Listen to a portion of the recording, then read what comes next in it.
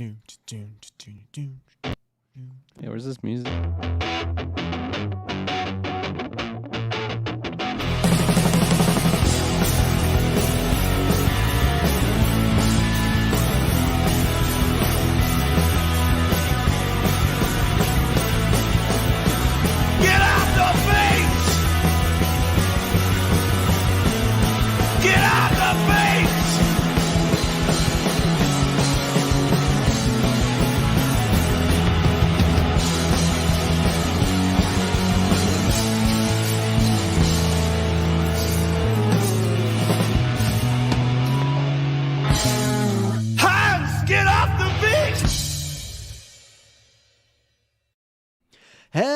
Hello, ladies and gentlemen, and welcome to the 456th episode of the GeekVerse podcast. I am the Clown Prince of Podcast, Tress Nail, and I'm joined by The friend, E. Minum, Kirklin Patzer. I am the Taylor Field of Fields, Taylor Field. Ladies and gentlemen, you know what that means. The geeks are here. We're going to have a good newscast. We get some fun stuff going on this week. We got a newscast. Me and Dylan just did a Horizon review. We got another newscast popping off later on this week, which will be Taylor and Kirklin, which, oh boy, you never know how that's going to go. And then next week, very exciting time. It's the Times of Travis. My Thought Bubbles, the Daily Geekcast. They're coming from Monday to Thursday. It's going to be 12 p.m. PST every day, not the Friday, because the Friday Batman's going to be out, and I might be on 3 other podcasts. But Monday to Thursday, you're going to get me 4 days a week. There's still going to be a GeekVerse episode. There's still going to be side quests, and then there's going to be the Batman review. That's going to be really good and spicy. So much stuff happening in the GeekVerse world. Taylor Field, where can they find all that stuff? Ladies and gentlemen, you can find us with your internet connection in the search bar. GeekVerse.ca is our home base. GeekVerseCast is our Twitter, and GeekVerse on our Facebook.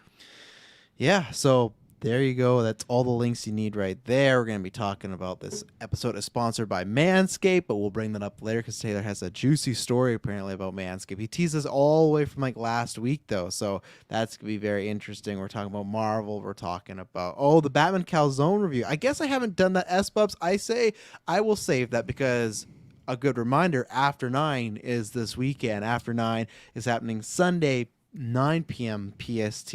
Sorry, 9 a.m. PST. Carl, it's a morning one, so good for you. But yeah, it's going to be also a good time.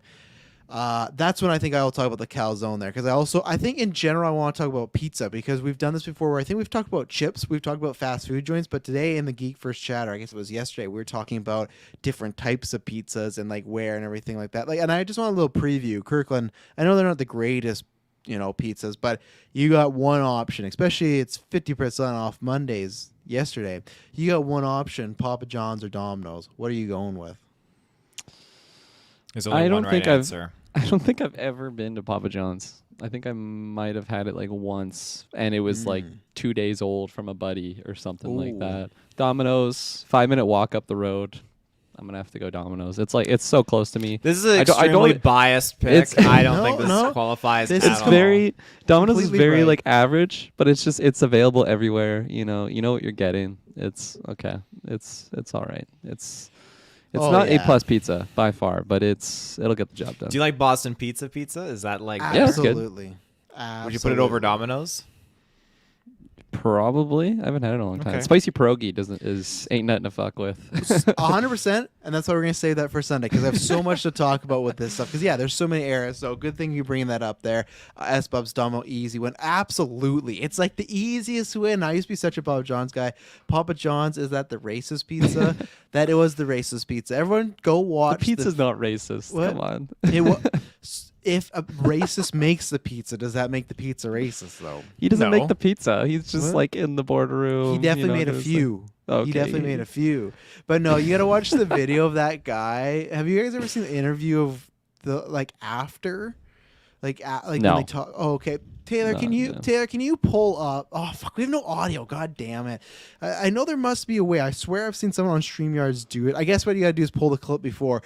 On Sunday, I will have the clip pulling for the Papa John's the same way when we did the maybe I get. Yeah, I'll save it for Sunday. Because this is the newscast. But there's a clip when they're talking about him, like, all this stuff that came out, and he was just like, just wait. reckoning's coming. You're gonna see. Like he was like threatening Papa John's and stuff, and nothing ever came from it. But Atreyo, Kirklin #1's fanboy is I had the Batman pizza. It was awful. Looked like crap. Mine didn't look great, but I have a success story. So I'm excited to talk about it. He becomes the Joker pretty much. But yeah, so after 9, that is the Patreon call-in show. Phase 2 are up. You get to call in. We're gonna bullshit around for 2 hours. I'm hoping. My Wi-Fi will be okay because I'm going to be in my cabin at Silver Star, so I really hope it's Probably going to be better. You're closer to the satellites. It's Telus. And it's up in a hill. Emily said I should podcast from the hot tub, but I feel like that's either dangerous or also very loud. But I should, man. I should do something from there. But we'll do a CBV maybe in the future in a hot tub. Just reading. Oh, I dropped it. But yeah, lots of good stuff. Head down the links down below, either like what Taylor's talking about or links down below. The audio, the video.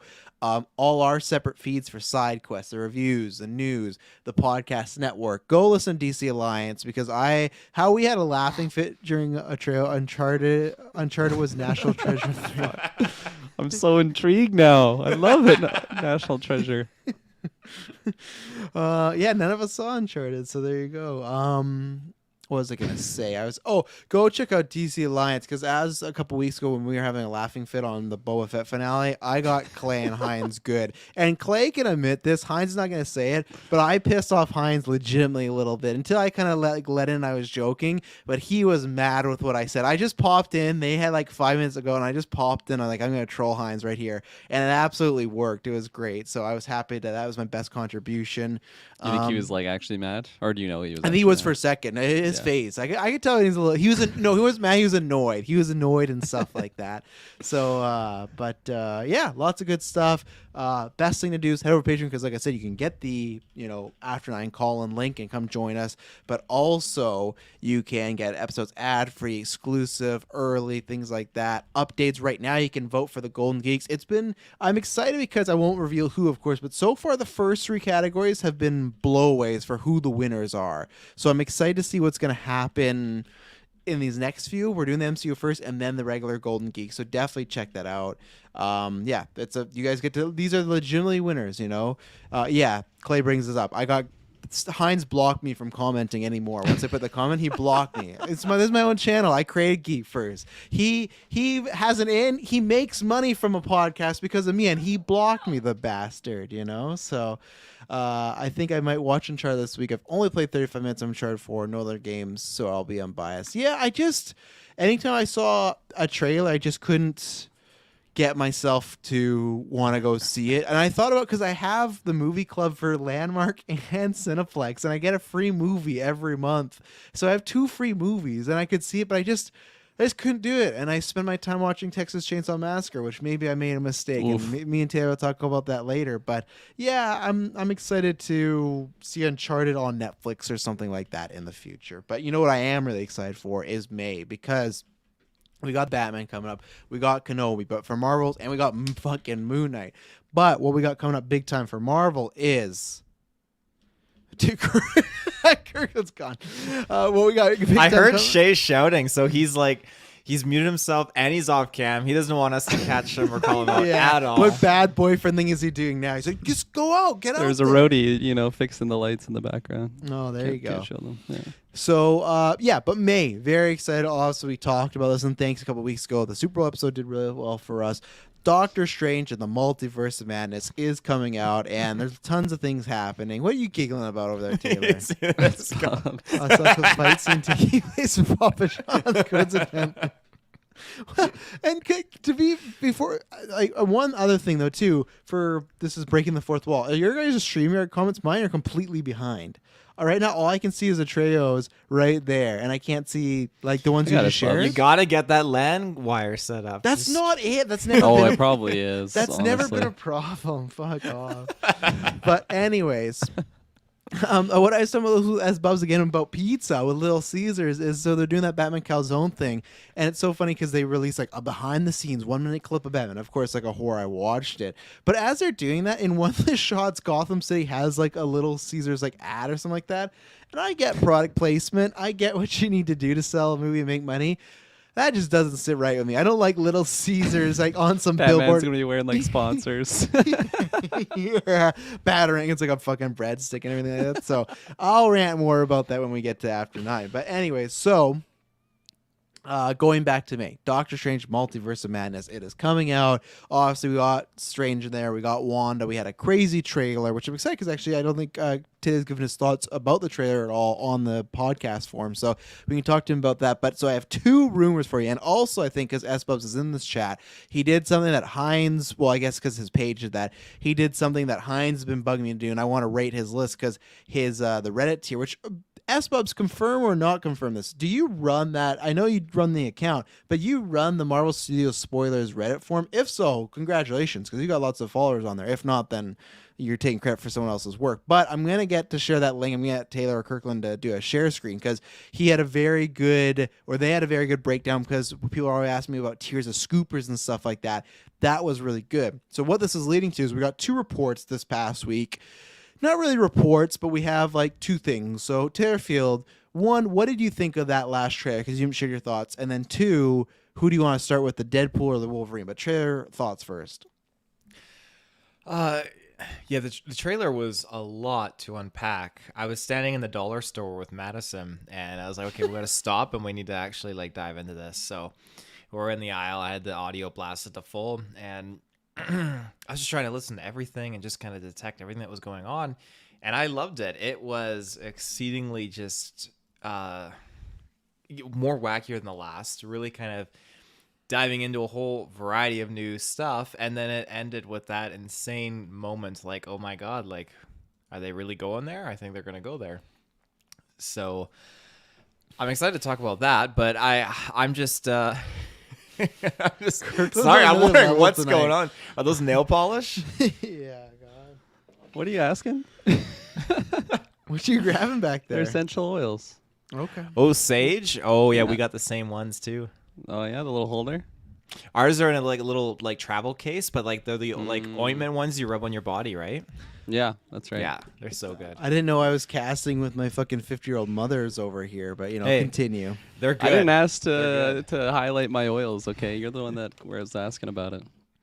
Yeah, it's just overall, it's just a fantastic trailer, and I'm really trying to unpack how we're gonna get a variety of different variants and just characters from other franchises. Because at this point, I just feel like, okay, Nicolas Cage's Ghost Rider's got to be canon, right? It's facts. I think it is.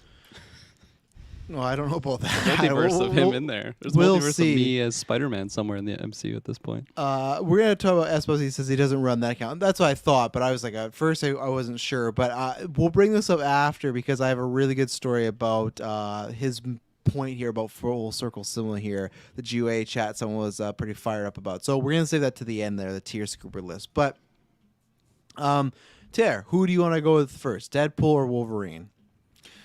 Let's go with Deadpool because I need to hear the rumors and your points on Wolverine. So so you don't start with Wolverine. Okay, I don't understand that. But so Save the best for last. Is that your idea Deadpool there, Taylor? obviously last week. I'm not sure if you listened to our cast. You probably didn't. But if you saw the posters, there's this one image, right, of it looks vaguely like Deadpool. People took this promo image. If you squint, you zoom in, you can see it. Dylan still can't see it. Dylan's checking every day. He's like, I can't see Deadpool, but it's there. It's there. And well, maybe it's not there. So this happens, right? And then right now, Ryan Reynolds is doing promotion for the Alex Project, right? I always get confused if it's Alex or Adam. But anyways, that Netflix time travel movie, going to be lots of fun. I think we'll probably review it. I think it looks like a good time. So he's doing lots of press. So he's getting the Andrew Garfield thing, right? Of like he's smack dab in the middle of doing press for another movie, so he's going to get all these questions. So he got asked, and he just said, no, I'm not in the movie. I promise I'm not in the movie, okay? He gets asked again. And he says, I'm not. He says, no, I'm not allowed to say, but no, I'm not in this movie. And if you watch the clip, and this was the best thing about Ryan Reynolds, is because he is a trickster. You just don't know, is he messing with you? Is he not? Is he trolling? Because for me, where I for months, and this is where I can say a hashtag, at least right now, Travis told you wrong, or Travis is wrong, because for months said Deadpool's going to be here. This is the perfect place to bring him. Everything like that has to happen. When that poster, it's like, okay, maybe. maybe, but you know, it helps a little bit, but not completely. When I saw the clip of Ryan Reynolds denying it, the one he says I'm not supposed to say, why would you say that? That doesn't make any sense. Now there's part of me that thinks he does. He's implanting it, because I was full and like, oh look, I was 100% right. Now there's a person, John Camp, who hosts a podcast, very controversial figure in the geek community, but he does have sources, and when he puts out stuff, he's usually, I would say, not never wrong, but he's not a scooper. He's a podcaster that has sources, so when he puts stuff out, he's usually not wrong. He was one of the first people that said Ben Affleck was not going to be Batman, and notoriously in the last year, he was the one that put out the set photos of Andrew, Toby, and Peter, Tom, and then the picture of Daredevil with all the gang and everything like that, right? So, and those were proven to be fact, because not only were those set photos, those were photos from the exact scenes in those movies. So he has ins, and he had said before that he had got some photos from Multiverse of Madness that he's not supposed to say. He had said that he had heard from a friend that he talked to that Ryan Reynolds was not in the movie. He couldn't account for Deadpool, whether Deadpool's in the background or camera stuff, but he said that Ryan Reynolds did not film anything. So, and we have other scoopers that are, I'd say, kind of same tier or lower that have said Deadpool is in the movie. So we kind of go back and forth.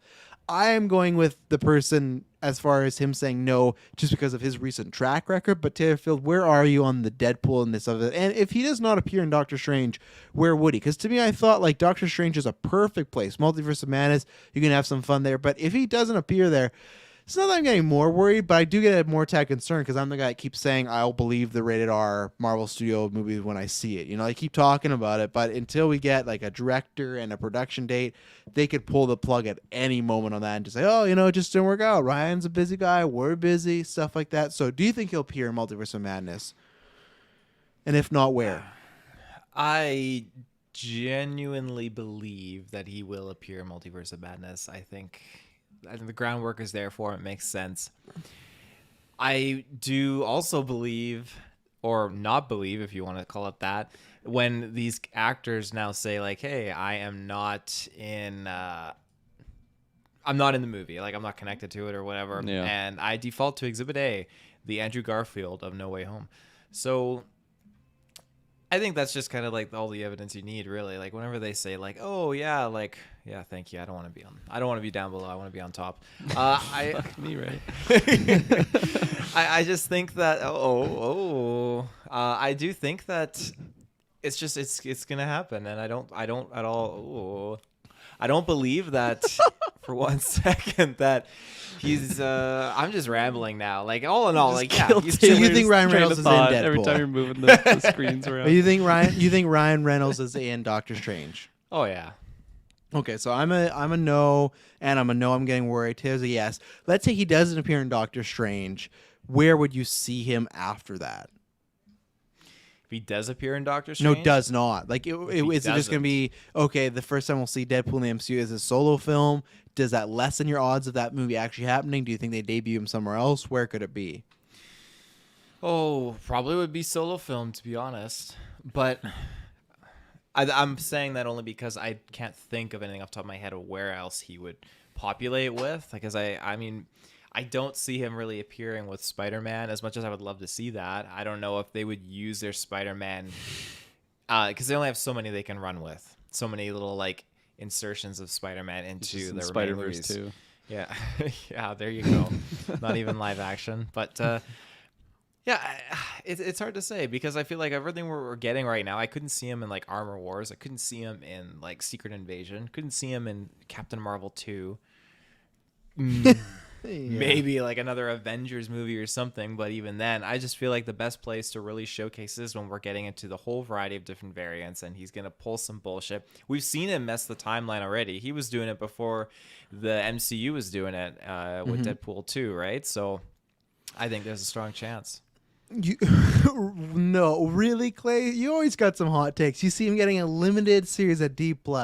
Absolutely not. If they said it's gonna be rated R, I guess what the only way I could take that back is there's rumors that Disney Plus might be getting Star. If that happens, then maybe. But I actually still don't think so as well. I think because he's a big enough star, Reynolds and Deadpool, they'll still do the film if they do anything with Deadpool. My worry is just still that they just don't do anything with Deadpool.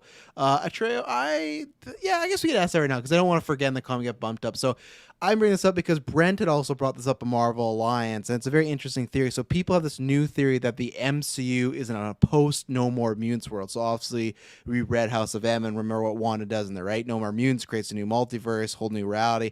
People are saying that maybe the MCU did have mutants before, but Wanda or someone else did this, and that's how they're going to bring mutants back in as, oh, they were there before, but people's mind just got wiped and we haven't been through that moment. I would love if they had the balls to do that, but I don't think so.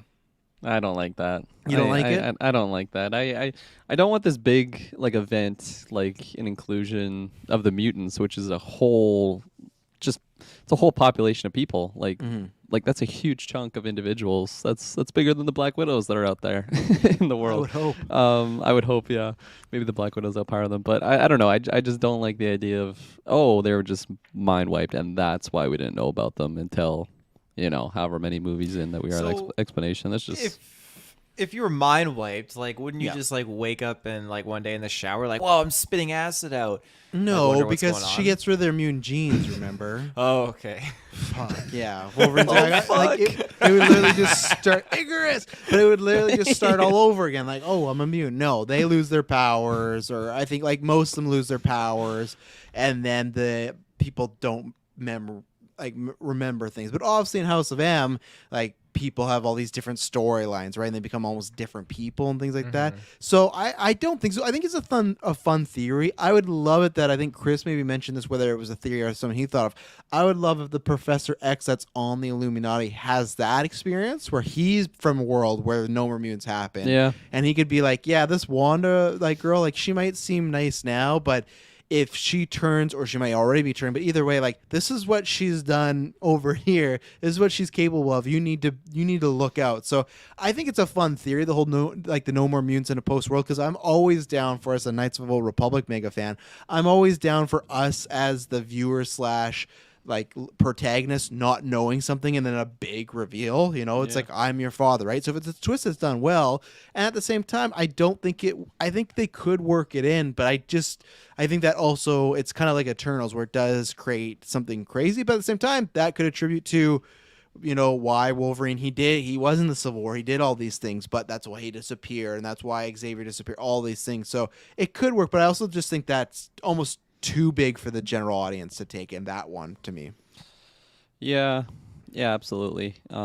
It's tricky because, I mean, even on like my answer there of just not really wanting the whole mind wipe event to happen is, on the other side of that, I do want the mutants in the MCU, but what's the best way to write them in, right? It's not like the first mutant's going to be born in the next couple movies. Like, that just doesn't make sense. Could be.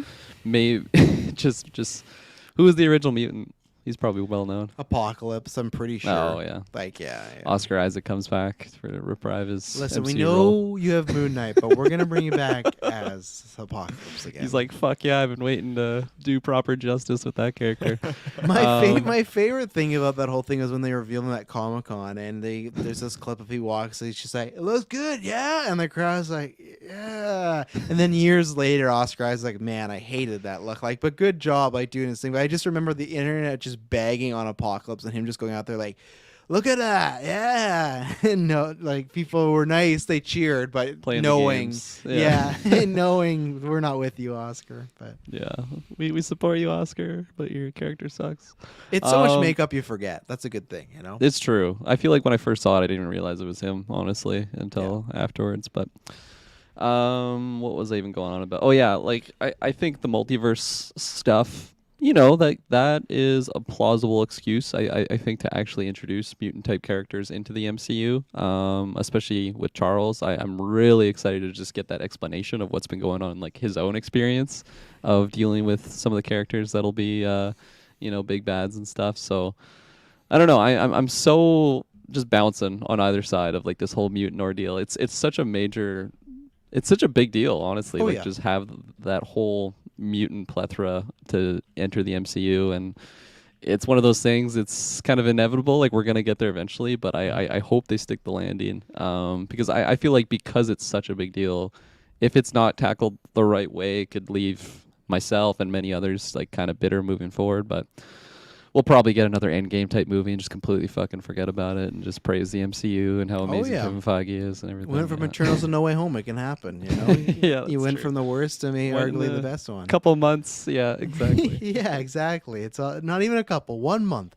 Eternals came out in November. It took 1 month, and you forgot like about 2 years ago Eternals. now. Don't make Eternals 2. Don't do it. Taylor Phil, want to show us true quality. On the topic of Xavier, I did see this thing, and I read the article. I didn't read just the headline, but he was talking about, and I think I'm quoting him here, people have been imitating my voice ever since I came on stage 60 years ago. So I can't be held responsible for that. And that's in the wake of the trailer. What is your interpretation of that, Travis? He's just having fun. It's him. It's not. I know some people are like, well, Disney is doing this thing with Luke Skywalker right now, and they could have done that with like.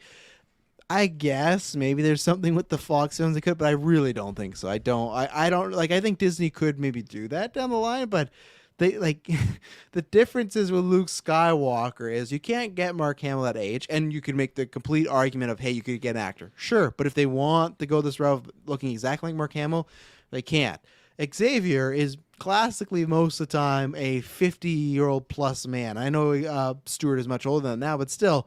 He is usually an older character, so I think it would kind of be a slap in the face if you had Xavier in this scene and it was Stewart's likeness and it was a computer, but it wasn't Stewart. It'd be pretty lame. And even if it was like, hey, Stewart said no, so we wanted to use him, it's like it's different with Mark Hamill where he's like, yeah, I want to do this, sure, DH me. If Stewart was like, I don't want to do this, and like, yeah, fuck him, we're still gonna do it. It'd be like, I would not feel right about that. The reason I feel fine about Luke is Mark Hamill's given his complete approval for it. This, if Stewart said no and they use it anyways, go get an actor. Go get McAvoy. Stop being lazy. So I do think it's him. I really do.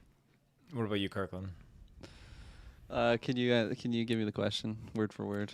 I feel like the question got changed. Oh fuck. Stuart came out and said people have been mimicking my voice for yes. Ever since 60 years I went on stage. Yeah, it's I mean, it's like what you said earlier, Taylor. Like, I ain't trusting none of these actors. Not after Andrew. Come on, he lied to all of us. No, I'm just gonna take it as nothing. I saw a rumor that people speculate it could be Deadpool mimicking Xavier's voice. No, I guess, but I will. I'll tell those people to eat it because that's not true. Yeah. That's it's over for them. Yeah, I don't see that one. I think that's kind of a reach there. That's opinion. a reach. Yeah. Kirkland, you haven't mentioned about what you thought about Deadpool yet before we go on. Yeah. I'm one of those people. I'm not quite like Dylan. I'm not just like unable to see Deadpool in that image, but I'm still like, I feel like it's a bit of a stretch. I feel like it's not the cleanest Deadpool. Mm-hmm. Call me wrong, call me what you will, but I don't think he's gonna be in this movie. I think if anything, if that is Deadpool, it's a fun Easter egg, and it totally makes sense for them to do something like that. Like I don't think if he actually is in that poster, he's forced to be in the movie or anything like that. Especially just with what the character of Deadpool is. I think that's so much fun. They're being pretty like just like patient with the Deadpool usage. I feel like when it is eventually used, it's going to be a really big moment because Kevin Feige and the rest of the crew they really understand like the importance of a character like that. I think it would be funny if honestly like maybe we don't get Deadpool in this movie, but we just see like Ryan Reynolds or something like that, and everybody just eats that up, and it's a fun little, I don't know, you could imagine a one-liner or something that he's hinting towards something, or just he's literally Ryan Reynolds. I think that could be fun too. But yeah, I don't think we're gonna see Deadpool in this. And to answer the other question that you had posed, Taylor, of like where we would see him, I think it would be a collab movie. I don't think it would start with his own solo project. I feel like he's a character that can bounce off of literally anyone, like so easily. It doesn't really matter if it's a serious movie. He could just have a really great comedic moment, whether he's breaking the fourth wall or just interacting with the main star. It could be an ensemble movie, and he could have a minor to medium role in it, and then I think from there that's where you get his solo venture. Like the D+ series, I don't think we would get that. It's tough to, like, even Moon Knight, like I'm picturing that being a lot more mature. It's still like what, 13, PG-13 or whatever the hell the rating is, 14A, something like that. And that's like the darkest out of the D+ shows probably so far. I still think going Deadpool is a jump even more so from that. And you know, you can make the argument that he doesn't have to be R-rated, and I definitely agree with that, but I also just feel Ryan Reynolds and him are just such a big thing. Like, why not just make a full feature movie out of it and make tons of money? But yeah, I think Deadpool is going to be one of those characters that's going to be in quite a lot of things moving forward, but just not starting with Multiverse of Madness. I hope. I do think they will do it if I put a gun to my head, but there's just a worry of me. I'm just always a little worried that they're going to get scared because it's Disney and it's Deadpool and whatnot. They're going to get like they're forced to put him in there. Is that what you're worried about? no, like they don't want to do it because it's just too not much at against all. the Disney image. Of like it just is there a rated R MCU project yet, Kirklin?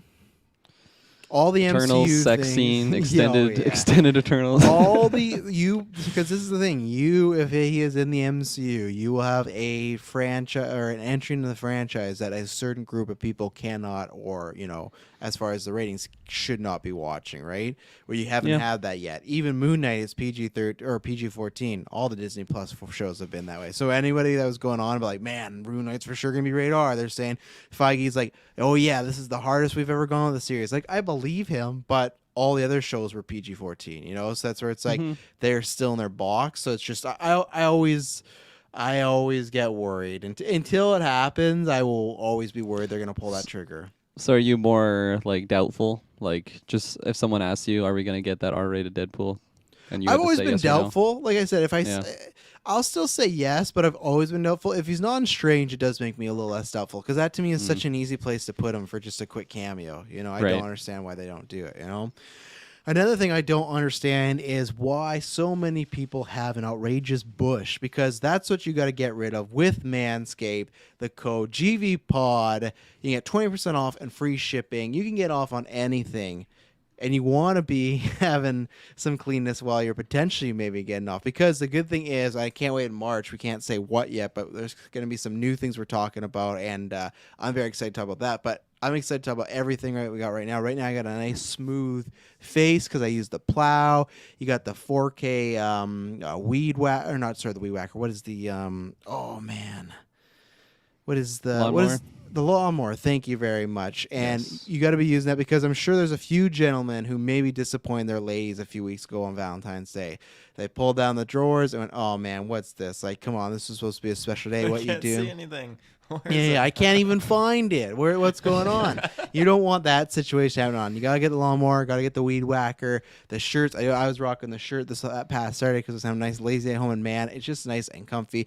Everything they've put out so far, I'm waiting for that time where I get a product like, oh, I'm disappointed. So far, we've gotten quite a few products. We bought quite a few products, and I've not been disappointed at all with them. As I always point out before, it's just a godsend, that light. Taylor Field, you said you have a little story of how Manscaped helps you, hopefully. I guess I don't know the story. So Manscaped sponsors, if you're watching this right now, I'm hoping Taylor's about to tell a good story about using that GVPOD at the code at the manscaped.com. I'd say it's a good story. It's just unexpected circumstance. So I get up for early for work, 7 a.m. shift. Just get up at around 6 and just start like sprucing up. You want to be presentable when you go into work. You want to feel good. And what better way to feel good than to put on some of that deodorant? It's great stuff. I love it. So again, lights are all off in the house. I'm in the bedroom. Everyone's sleeping. And, I think, okay, let's just like go at it. And then just like the scene in Two Towers when Pippin looks over and Gandalf's got the eyes like open and staring at him. Madison's looking at me and we lock eyes and it's so dark. I'm like, I don't say anything because what are you supposed to say? Thankfully she said something first, said, "What are you doing?" And so I didn't feel awkward anymore. So when that happened, I proceeded to say, well, I'm just, I'm sprucing myself up. And the rest is history. And you want to spruce yourself up very nicely with Manscaped. You don't want cuts. You got multiple guards you could be using. And I've talked about this many times. We've talked about this. The charging bases of these things are so nice. You don't got to worry about batteries. You don't got to worry about cords. The second you're done, just put it right there. Easily washable. Lawnmower, weed whacker, a bunch of good things. So Kirklin, maybe make sure when you're doing yours, maybe close the door. So when you're sprucing yourself up, that Shay's not asking, "What are you doing?" But that has not happened to me yet. But I'll use yet. caught. Yeah. I have nothing to hide. You know, it's helping everybody out here, sprucing it up. Oh, I don't naturally shed. I'm sorry, I lied to you on our first date. But What are you doing? as I've mentioned, I was gonna say it's getting warmer. It's fucking cold right now here in Cologne. It But is. before this week, it was getting warmer and warmer. And Kirklin, you gotta be prepared. It's gonna be beach season soon. It's gonna be That's right. diving season soon, and you don't want to have any. You don't need any cushion for the pushing down there. You know? No, especially if you're going diving, you want to be like Yeah. just parachuting. You know, you have so much wind drag from that bush that you're Aerodynamic. That's carrying like a around. flotation device as we pull I you know. back up. Oh, for me, I'm like I don't even know what I would describe. I'm Harry Potter with the fuck, I forget what it's called. The gillyweed. Thank you, Taylor. Yes, I can see it in your eyes. I'm just sliding through the water. I'm just a hairless. And that's all because of Manscaped. Right now, head to manscaped.com. If you want your significant other to be looking at you in the morning with the eyes of Gandalf saying, "What are you doing?" Use that code GVPOD, get 20% off and free worldwide shipping. So that is Manscaped. We are going to take our first ad break, and then we're going to be right back. And we're going to talk about some Wolverine. So we'll see you in a few. Was it And- like a sad what are you doing, or like a lustful like ooh what are you doing? I think she thought she was dreaming. What are you doing? Just this light on him. just shined it at her. It's like the light from Pulp Fiction, just like glowing on him. Yeah. Should have shined it on her, just this razor coming at her. But Go back to sleep. speaking of shaving and claws and all that stuff, let's talk about Wolverine. So there is which we're going to bring up the list here in a second. There is a list of tier scoopers, and we talked about Illuminati many times, as we've talked about before, and they have a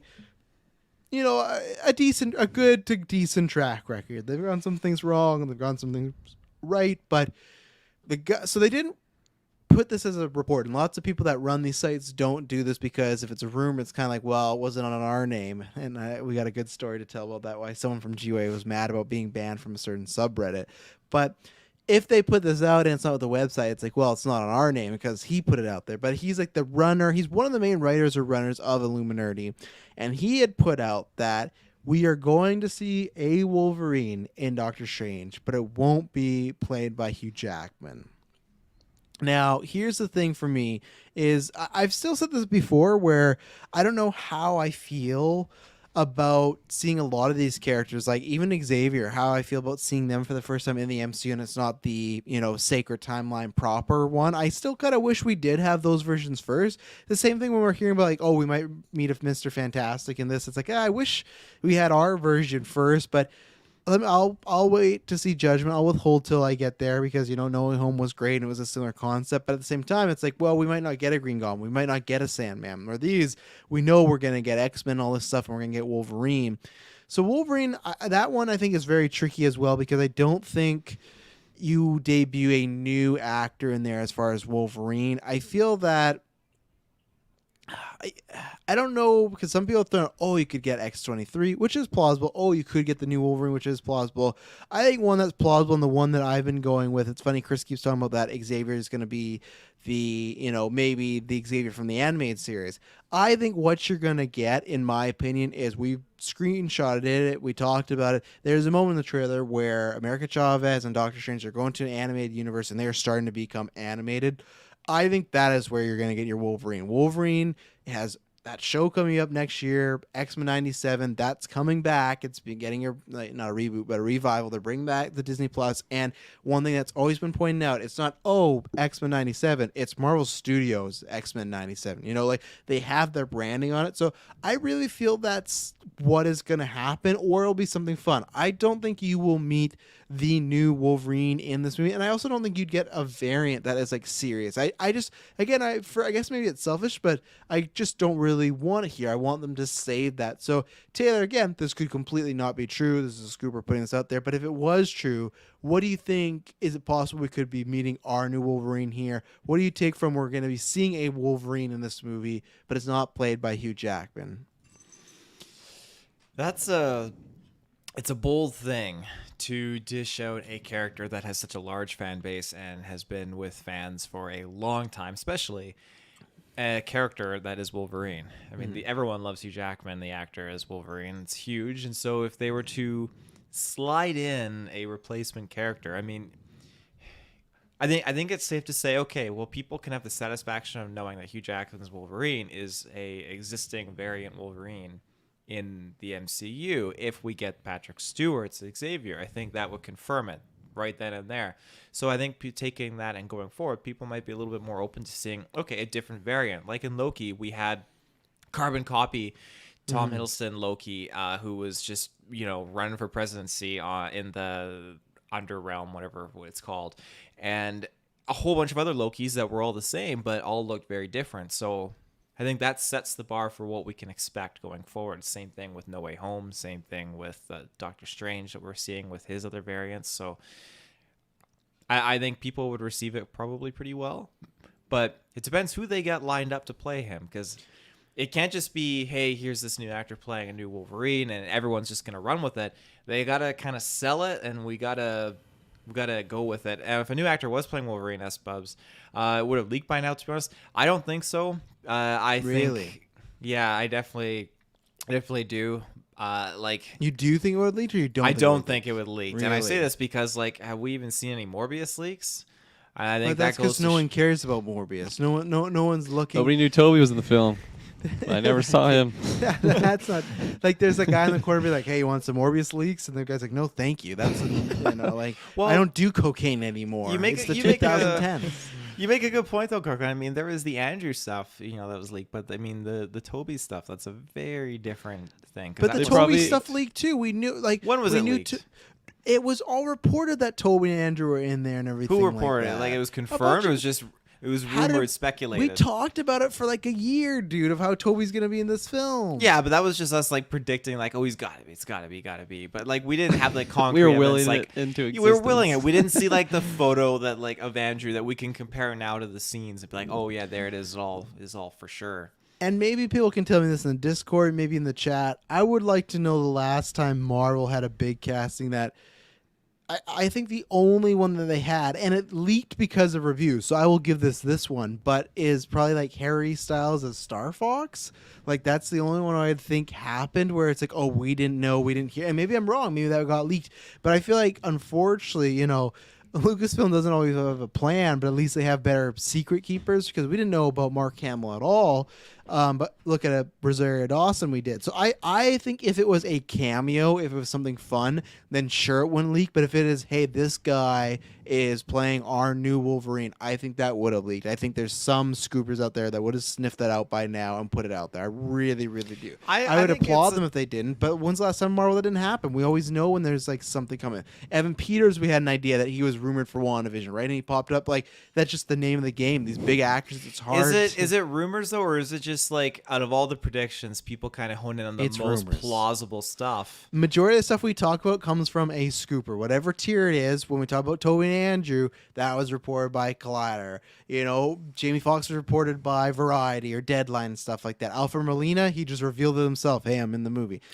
There's all these things that is a combination, but most stuff we talk about here is, depending the tier, is rumored by somebody. But I still think that they can manage to keep things secret. And I say this because we didn't know, again, a certain scene was filmed on the set of Guardians of the Galaxy 3. I feel like that's something that easily would have been leaked, because you have two different studios in cahoots there that could have leaked something but who would that, leak? so. But I don't think you would.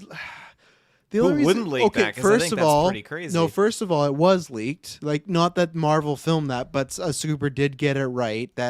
Which I'm happy she got it right, because she's put out a lot of stuff about Spider-Gwen and Andrew coming back that want to be true. She had put out that the finale would have the Justice League in it, so she got that. She knew either she guessed it or she knew it, so that did come out, the Justice League. The whole I don't Marvel mean filming, specifically that. I mean what you said, the Marvel filming. Yeah, but it doesn't matter. What significance does that have? It still would have been people would have cared okay, Marvel filmed the scene. It is, but people would have just cared that, oh man, the Justice League is in there. They're not gonna be like, oh, cool, Marvel filmed it. Like, it's a fun fact. But either way, maybe that's how it got leaked. Is fucking the Marvel on that side. Family Place says, "Come on, guys, Andrew and Toby were a pretty big secret." They were a big secret. I didn't see them. They were. Yeah, but and see, here's the thing, S-Bubs. I read a Eternals plot leak months before with Harry Styles because it was a test screening. And plus, like, I hate to say it, I'm not gonna name drop it, but we're pretty sure a certain villain's in the Batman, and that hasn't even like review embargo isn't even up. So that's what I mean. Like, it's very hard to keep that secret. And if that's true, it's rumored that that person has like a handful of screen time in this upcoming movie, but it still got out. It got out the scene. It got out who's playing him. So I think if if a Wolverine is in here, that's why I think animated would almost be easier to keep it a secret, because you could animate on the side, and that's how you tie it in. You get the same actor from the 97, just like, "What's up, bub?" and and everything like that. Kirklin, where are you on this discourse? First, I know we're talking about Wolverine, but do you think it would leak by now if there was a real actor playing Wolverine? Because apparently Hugh Jackman was approached, so that was kind of even leaked that they talked to him and he turned it down. Maybe they haven't filmed the scenes yet. They don't want to leak, so they're just gonna like record all this film and then just edit it into the movie. That's no, bold. I realistically, I think Day one it would patch. have. I think it would have leaked if it was a big thing. So, if this scooper, is to be legit and a Wolverine is in this movie, I don't think that's far fetched. I think that's definitely plausible, but it would be pretty minor. And speaking for myself, I still think it would be awesome just seeing Wolverine like in the MCU. Aaron Eldreich or whatever the hell his name is. Alden Ehrenreich? We get someone like that, maybe people will be a little more pissed. The guy who but I played don't know Solo? if it. Yes, I'm trying to make a solo joke because so many people just didn't like him as the Well, he role. was bad in it. Well, wait a second. He played Han Solo? He played someone like that. I forget his last name okay. in the movie. But I Good think for it him, was though. Han He's going to be something. in Nolan's next movie, so good for him. Maybe he'll get some redemption. Oppenheimer. He's an Oppenheimer. Yeah. Oh, I didn't know that. And the guy who is Love's new love interest in season 3, the young guy, he's in there as well. Well, I said the Cast young is guy. stacked. Pew I said the Boys, young guy. let's He's go. older. Oh yeah, there's Pew Boys Unite. But yeah, that cast is Yeah. getting bigger and bigger all the time. So I think it started production too, didn't it? Or unless it already was underway. But anyways, yeah, I definitely think it's plausible to have Wolverine in there. I think like 60%. I would say. I would say Wolverine will be in this movie. Clay, if you're talking I don't know superhero who stuff, would be. maybe you could be right. I still think Mark Hamill, like Luke, counts for the Mando season 2 finale. And in that matter of fact too, I think Harrison Ford for Rise of Skywalker counts too, because no one had any fucking idea he was going to be in that movie. That was like a genuine surprise that when he pops up to talk to Kylo, it's like, this didn't leak, this didn't get out. What are you laughing about? What are you laughing about? I'm just picturing, like Andrew on his press tour getting asked by people, and he's just like playing the games, trying not to answer and say that he's actually in the movie. And then you have Harrison Ford, and they ask him, he's like, "Don't ever fucking ask me about Star Wars. I'm not in that. I don't care about that anymore." And they're like, "Oh, okay, he's telling the truth." When we making Indy 6, we just finished Indy 5. I've just been working out like crazy all summer. Yeah, he's Jack like J.K. Simmons. I think Grogu in episode 1 was a bigger surprise than Luke in the finale. So in one way I agree with you, one way I disagree with you, I suppose. The one way I agree with you is the fact that Grogu's in the entire season they kept that secret. Absolutely. That was huge ball for Luke is in the little bit of an ending of a finale, right? I still think Luke had a bigger impact because it was, for me, everyone lost people's childhood, but it was also just, man, we can get these main event characters from the movies in the shows. The same way what happened last week with Peacemaker, you saw, oh, look, main event DC A tier heroes can be in that show. Not that hasn't happened with Marvel, because I know people are like, oh, the Avengers won't appear. I still think there's some, like, kind of, I don't know, almost magic to keep some characters just on movies and whatnot. But I still think at one point, like, I don't know, people keep saying, I saw this narrative so much of, you won't see the Avengers in the Disney Plus shows. Fucking Bruce Banner's in She-Hulk coming up this year. Like, are people just forgetting this stuff? Like, I know he's not like the top tier ones, but like we only had 2 out of the 4. He's top tier. He's I mean, okay, there's like S tier, which is the top 3. He's not an original. He's top 5. He's an original. He's he's top not. 5. Is Mark Ruffalo's original? When they form, yeah. Okay, there's the top three, which is the S tier. I'll give you that, which is, Thor, Iron Man, Captain America. And then, but the original squad of Avengers, he's in the original squad in the movies. I guess in the Avengers, yeah. You're just forgetting about Edward Norton, He's the original. He's That's the my OG. Hulk. Oh, you're pulling my At least that leg. cut. So, Leg's okay, pulled. here's the thing where it's a side plot, but I guess original 6, that's where, Hulk's going to be, and I guess people might be like, you won't see the Avengers as a team. Well, maybe you won't. Right now, they're not even fucking formed, apparently. But even then, sure. And that's a good thing if that does ever happen. I think it's different because Peacemaker is just off the side where the MCU shows already are like so connected. It doesn't really matter. Kirkland, do you agree with Taylor that Thor is on the same level as Cap and Iron Man? Because I don't. I think Cap and Iron Man are on the S tier, and Thor you could say is A. I think Hulk is the tier below that, and then it would go like Widow and Hawkeye. I don't. And who am I missing? I don't know. I don't know who you're missing. I feel like he's not quite on that level, but maybe it's a little bit difficult to compare because Cap and Iron Man's stories are like finished. Like we've seen their whole journey, but I feel like Thor's still got some gas in the tank. He's got his movie coming out, and probably at least a couple more movies. Maybe there's going to be a great moment that just puts him up on that tier, because he's grown so much. He's definitely been a character that was very just hoorah kind of meathead, and he's really grown as like a fully fleshed out character and definitely become one of my favorite MCU characters. So I think there's still some room for him to grow, and that's saying quite a bit, which is how much he's already gotten there. But I don't think he's quite on their level yet. Just like Tony Stark, Robert Downey as that role, like I feel like that got so many mainstream people like to just get invested in the MCU movies and just kick the whole shebang off. So Yeah, it's like in the Fellowship. There's Aragorn and there's Frodo and maybe Gandalf. be careful what you say. They're What did not. you say? I would say Frodo, Gandalf, and Aragorn are the A tier. I don't think Sam is. Sam's a nice, solid B guy. Oh, yeah. get the fuck The only out reason of he here. got on this mission because he was hiding in a fucking bush. You know what I'm saying? You It was don't all mean perceived. It that. was Leaves his friend on a cliff with fucking Smeagol. God damn it, man. But anyway, so anything else on Wolverine, Doctor Strange, the MCU?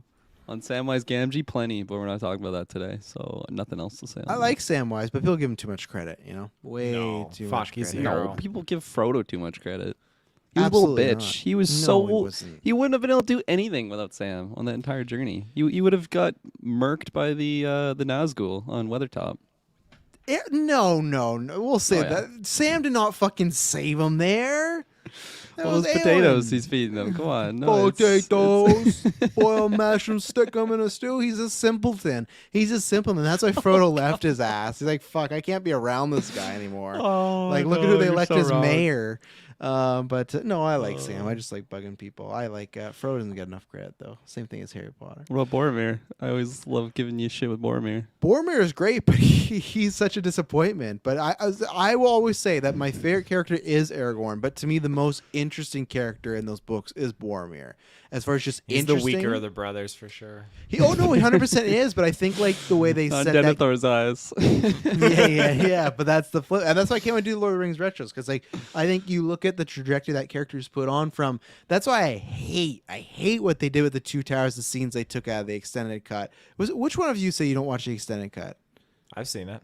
I saw it in the theaters. You watch them, right? What do you Kirkland? prefer? Oh, I don't. I only watch the extended. Okay. 'cause they're- No, I they're can't remember. incomplete movies otherwise. Maybe it I was think it was after- Dylan. I think it was yeah, Dylan actually. maybe somebody. he still Go can't. find him on Twitter. I Yeah, give it him took hate. too long to see Deadpool. He can't. No, but either way, to me, that's the extended editions of Two Towers. It hurts me how much they took out of like those two Boromir scenes because it adds so much story and it makes it so much better. And like I said, like I there's characters I like more than Boromir, but as far as who's the most interesting. If you look at the Fellowship, they're all like Legolas is the cool guy, Aragorn is the chosen one, Gandalf's the wise one, Merry and Pippin are comedic relief, Sam's the helper, Frodo's the just like blank protagonist, and Gimli is Gimli. Like they're like the dwarf. Yeah, he's the dwarf who just like, I guess he overcomes racism. Like that's his story. But like, if you look at them, they're not that interesting as characters by themselves. But Boromir is, because like how much shit he has going on that he has to deal with between his brother, absolutely. the father, like Gondor. Like that's where like, and that's what I mean. Like he is. I would love a Boromir series, man. He's like the pinnacle of men. Yes. Because Aragorn, But he's still not good enough. That's the bad thing. And what does that say about us as men? He's the pinnacle of men, and he's We're not weak. good enough. The And then age don't even of get me men started. is over. Yeah, and Aragorn, and you know what? I'll say it for the retro again too, because I have a lot on rant. But I fucking hate that Aragorn can like live for decades and he's still like a man. That's another breed, okay? That's not a man anymore. That's something else, okay? And when it's like our ancestors. Come on. it doesn't matter when they're like, oh, everyone shouldn't be with him, but it's just like, out of all the men she should be with or could be with, this is the guy because he's gonna live a lot longer. She'll still outlive the man though. Like, Yeah, it's but like, versus that's you like, and be me- with an elf. Be with an elf. She could date you and have you for 40 years. She could date Aragorn and still have him for like 200 years. If you're gonna date a guy, that's like the the one. blink of an eye though for an elf. 200 No, years. it's not. Some So good nights, suicide. especially if he's got Side note. Manscaped. Yes, especially. Side note. So there was an extended scene that showed how Denethor got the horn that Boromir had, right? Because I always wondered, think like, it's how the presented fuck to did he him. just? That's what I thought. It was presented to him. Yeah. I think that was in a scene because I used to wonder, like, how the fuck did he just get this horn in fucking Minas Tirith? But I not think the there was a body. scene. They found the Not the body. No, he gets the body. That's another cutscene, I think, out of the extended. Like, because the boat shows up, doesn't it? No, they show the boat, but I don't think he ever gets. They just bring his fucking soaked ass body. Because there's a Denethor, moment look where what we Faramir. found. Well, there's a moment with like Faramir like sees his dead brother. It's Unless a It's vision. just a dream sequence. It's a vision. Okay, Yeah, because he's thinking about it all and everything like that. Yeah. Lord of the Rings retro coming this Boromir. fall. Great. Just thinking how he's on top now. Time Now to show I'm his true the quality. better brother. Yeah. I got quality all over these fucking places, you know.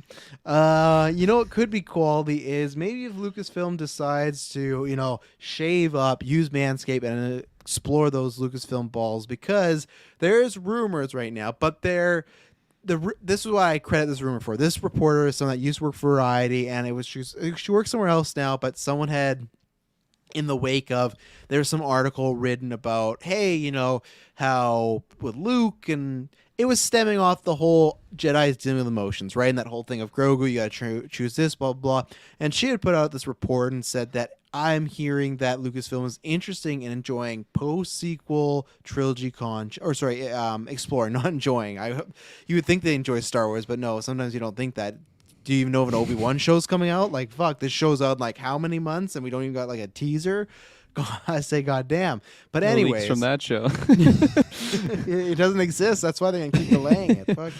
It's like fucking Skull and Bones. But anyways, so you have apparently this rumors report that she said that Lucasfilm is interested in exploring a post-trilogy sequel world, and also it could be revolved around, not know if it was a TV show or film or what it may be, but some of these characters like Rey or some other people could return, and it would be exploring the idea of trying to create a new Jedi Order, a new Jedi Council, but with the idea of learning the mistakes that Luke and others passed. And one plot point that was specifically highlighted was having a Jedi Order where emotions were allowed. So something like if Rey and Kylo comes back to life and they want to get on, that would be allowed. But in the same report, and this is what I like her saying, she said, at the same time, Lucasfilm has tons of ideas that they start to run with and then they drop and you never hear of again. Look at how many times there was a Boba Fett movie, another movie got dropped, Obi-Wan was the original movie. So this doesn't mean it's happening, but this is just something she's heard. So Taylor Field, is this something you want? I think we know the answer, but how would you want to see it, whether it's film, TV? How do you think they would approach it? Who do you think could be in it, etc.?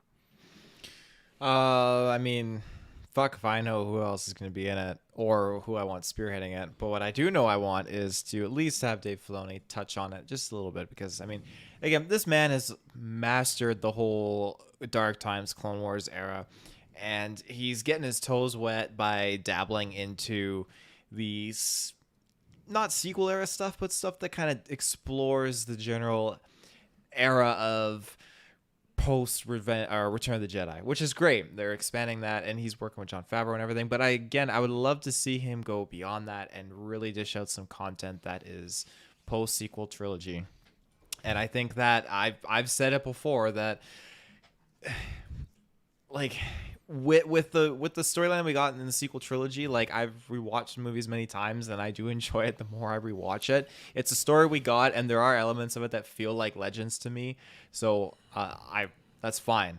They've taken certain things as inspiration, but to my satisfaction of what I would definitely want to see, which is not out of the realm of possibility now with the thanks of this rumor, is that we could very well see that kind of storyline continue on with Rey kind of training a new Jedi Council or Jedi Padawans and something like that, which is what I really want. I want to see Finn pick up his training and start learning into this power that he has. I want to see Rey become a Jedi.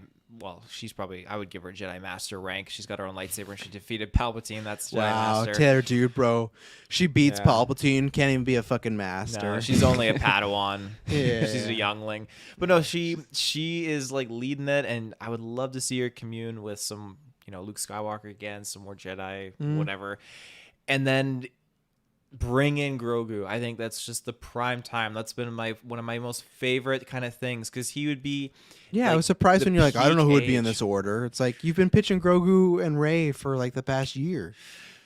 Well, aside from those two, but yeah, I would love to see Grogu. That'd be the fucking game changer. Like little older orphan Grogu just talking away and just doing like flips and stuff and just training the next generation. Bring in Broom Boy if you want to. Like Broom we can Kid. really just Broom Kid. He's a master, but Rey's not. Yeah, he's teaching Rey. I just think we could get a whole variety of different things popping off. Rey's and child too. Don't forget about Rey's child. That's gonna happen. Rey's child, the Ben. Force baby. Yeah.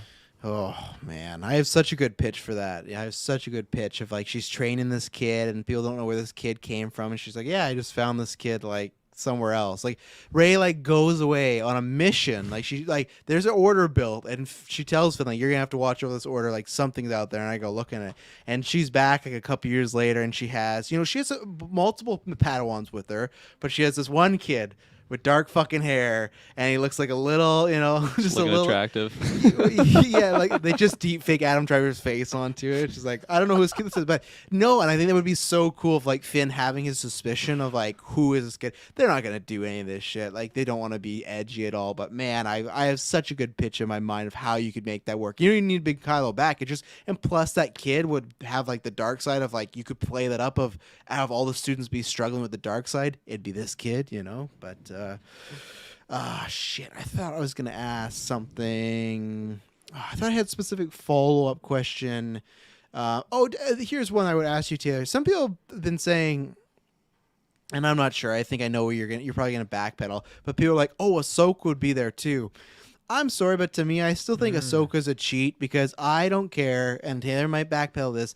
You heard her voice in Rise of Skywalker. To me, you heard her voice with other dead Jedi. There weren't other live Jedi there. So especially if Grogu was alive in this era and we didn't hear his voice, to me, Ahsoka's dead. I like in that era, I think it would be a big cop-out of like, oh yeah, and Rosario Dawson's there.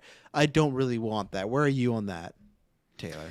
I was trying to find a little bit of evidence to back my case here, but Dave Filoni kind of tiptoed on the fact that she was still alive. Yeah, okay, here it is. So after Rise of Skywalker, he did a drawing featuring Ahsoka in her cloak, standing next to Gandalf the Grey from Lord of the Rings. He did like some cool little like fan art, design of it. And then he basically in the art piece that he has Gandalf telling Ahsoka, people thought I was dead too, and look how that turned out. And I like. So then you got like another fucking that. whole trilogy of Ahsoka not helping at all, just kicking back. Like That's fuck. her MO. That's her MO. She's the bad guy. Useless She's still looking character. for Ezra, but no, I think that. I mean, She's still looking she's for still Ezra. looking for Ezra. Yeah. Took 30 years. We got a whole new Darth Vader and everything. The Emperor came back again, and you were not here for it. So. I do genuinely believe, though. Again, she's not been revealed to be dead in any shape or form. Yeah, and yeah, her voice was listed there, but again, we don't have the confirmation. We don't see the body until we like. You need to see. No one's really gone. We need to see that death. We need to see the head got cut off, and then we know she's not coming back. What about Aura Singh? Aura Singh? Yeah. She could come back. We never know. They could write her in. Let's take our second ad break, and then I'm going to get Kirklin's thoughts on this, so we'll be right back.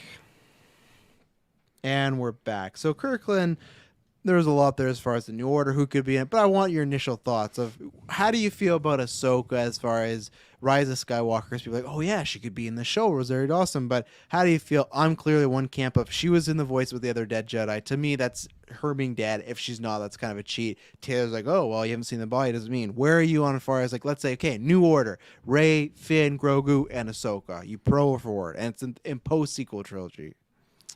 Ahsoka's in there. Yes. I think it's fun. It's weird for me because the character of Ahsoka, I really don't have much attachment for her because I just haven't experienced Clone Wars or anything. So I feel like that's the meat and potatoes of her character. I'm seeing her kind of after that, and okay, she looks cool live action on screen. Her sabers look badass, but I really don't know much about the character other than just being this kind of mysterious woman that just delivered Grogu to, Jedi Master Luke Skywalker, spoiler alert. And so, yeah, I don't have like a lot of, oh man, she's got to be in there, or I don't want to see her in there because it's just in a weird space for me for that character. But the other people that you mentioned, I think that's an attractive list of Jedi Council members, and I think Grogu is just awesome. I think whatever the hell they call that race, just the Yoda race. Do they have an official name for it, or it's just it's No. unknown? Yeah, classic Star Wars. But it's just so nice to see them on the Jedi Council. You I like that you you have say Yaddle, classic you have Star Yoda. Wars. You say classic Star Wars where they pretty much name like every single species known to man, and Yoda's like the one they don't. Classic Star Wars, fuckers. Leave one out. Yeah, why not? But no, you got Yoda on there. You got Yaddle, in the prequel. So why not have Grogu in the next era as just representing that race on there? But no, I think that's really fun though, especially the character of Rey. I am not done with her. I want to see more of her. Say what you will about Rise of Skywalker. That was her best performance for the character. So I want to see her just reprise the role as Rey, and maybe she's got a little young lean of her own out there with some nice thick black hair, with a interesting looking nose. But I think it's fun. Film or show? Film a show. Let's go show. Show a little bit more freedom. There's not so much stakes on it. It's not like the entire world. Like if they come out with a movie, it's gonna be a $1 billion movie because it's Star Wars. But it's gonna possibly just get. That's what Solo fought. Okay, yeah. I think it would. Like, here's the thing: we've talked about this so many times where those. Like Rogue One made $1 billion, Solo didn't, but then those sequel trilogy ones did make $1 billion. I think the first one made $2 billion, then it was going down, but still all $1 billion. I think there's fans of those movies, and I do think that I'm not gonna say $1 billion because we're in a different era, but I still think if for me I'm on the film side, just because I've sometimes just seen the limitations of what Disney Plus can do. Unfortunately, it's not like Amazon's Lord of the Rings where it's like we're spending billions of dollars. There is times where. My worry is if we get a New Order show, if it's called Jedi New Order show or whatever, and that like finale we had for Boba where they're in like the fucking streets, like that's what I don't want. So I honestly would, and they might do a show, and I actually think if you were to ask me what I think would happen, would be a show. But at the same time, I wonder how those actors would feel about that. Like, hey, you're in these big movies, but we're gonna do a show now. I know everyone goes like streaming's huge, Disney Plus is huge. Yeah, but there's still like a show, and there's still like a big movie. There's still She-Hulk, and then there's Spider-Man: No Way Home. Right? There are different tiers, and that's fine. She-Hulk can be what it is coming up, but for me, like I would want. They don't have to call it episode 10, but I'm personally on the film side because I wouldn't want budget to be in way of any of these things happening. I wouldn't want to look like, oh, I wish this was, especially because they are. Again, though, people can make the case Luke Skywalker, the characters in these shows, right? So that goes out the window for me, and they could pitch that to Daisy, be like, oh, look, we did that. Luke was over here. We want you to do this. But I still think there's lots of money in a Rey, Finn. Like, lots of people still like these characters, no matter what. And I think even people that, not everybody, there's people that absolutely hate these characters. But I'm saying, like, the normal person that maybe they didn't like the movies, lots of them still, like, look at Dylan. He likes the character of Rey, right? So I think there's people that are still interested in Rey, Finn. I don't know if you're going to get Poe back because Oscar Isaac said he wouldn't do it unless he needed a new house. But Harrison Ford at one point said he wouldn't come back. So I would want the film for me personally. Don't trust what Oscar Isaac says after that apocalypse praise. Looking good, eh? Hey? Even him, he probably didn't sleep that night. I can't believe I lied to all those people. You Like Mark Spector tying himself to the bed. you bring up a lot of good points. I feel like I want to just have faith that one great Disney Plus show is still in the works. It's still coming. What do you mean by that statement? What do you mean? That one great Disney Plus. So you don't think WandaVision was great? I guess my mind's going Star Wars. Mando, great show, but it's not the caliber of what WandaVision or Loki is by any means. Whoa, so even season 2, you don't think that? No, definitely not. Oh, shit. Wow. I'm not hard into the Star Wars, anymore. I've been betrayed maybe a little bit with the previous trilogy, and I guess I'm just not caught up in all this new canon of High Republic and Clone Wars and Bad Batch and Rebels and all this stuff. True. So I'm kind of out of the loop. Plus, what I was gonna say though, Fractual said the same thing. Define great. He did. We got him too because I was up there, and I do think Mando to me was great Star Wars, but I don't put it up there with like a Euphoria or something like that, or like a Breaking Bad, or like even some of the or even like Daredevil or Watchmen or stuff like that. Like there's certain ones that are geek related content that are a higher tier. So I agree. They don't with have Cal in there yet. Yeah. Star Wars Cal character. Fuck. Woo! Oh, fuck. Eric Dane needs to be in Star Wars. God damn. Look out for me and Kirklin. We're going to review Euphoria next week. That's going to be lots of fun. But that play episode, man, that fucking play episode. I can't wait to talk about that. But I don't think it has to be $1 billion. I still think they could make a movie of the New Order and it's still profitable enough to make. Like Solo wasn't profitable. I still think they could make that profitable. Oh yeah, Spubs, the Jedi Academy Euphoria edition. Fuck yeah, they're like, yeah, emotions are all allowed in the Jedi Order, and they're just fucking like crazy. You want to wrestle? You want to wrestle? Yeah. Taylor's like, what the fuck's going on? Taylor, if you still crave watching, you'll scar Madison for life. But Taylor, you never answered as far as we talk about a lot of stuff. A show or movie? Where are you?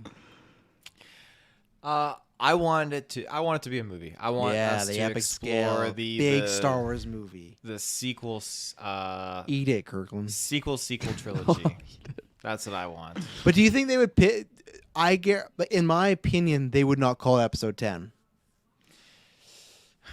Yeah, I mean, I would love it if they did. Like me too. Yeah, they'd be smarter too. More money. 100%. Well, they would be. Like we at some point sooner or later we need to have the credits, roll and that Star Wars theme like kicking at the beginning. I feel like we need to have that eventually and inevitably. So, yeah.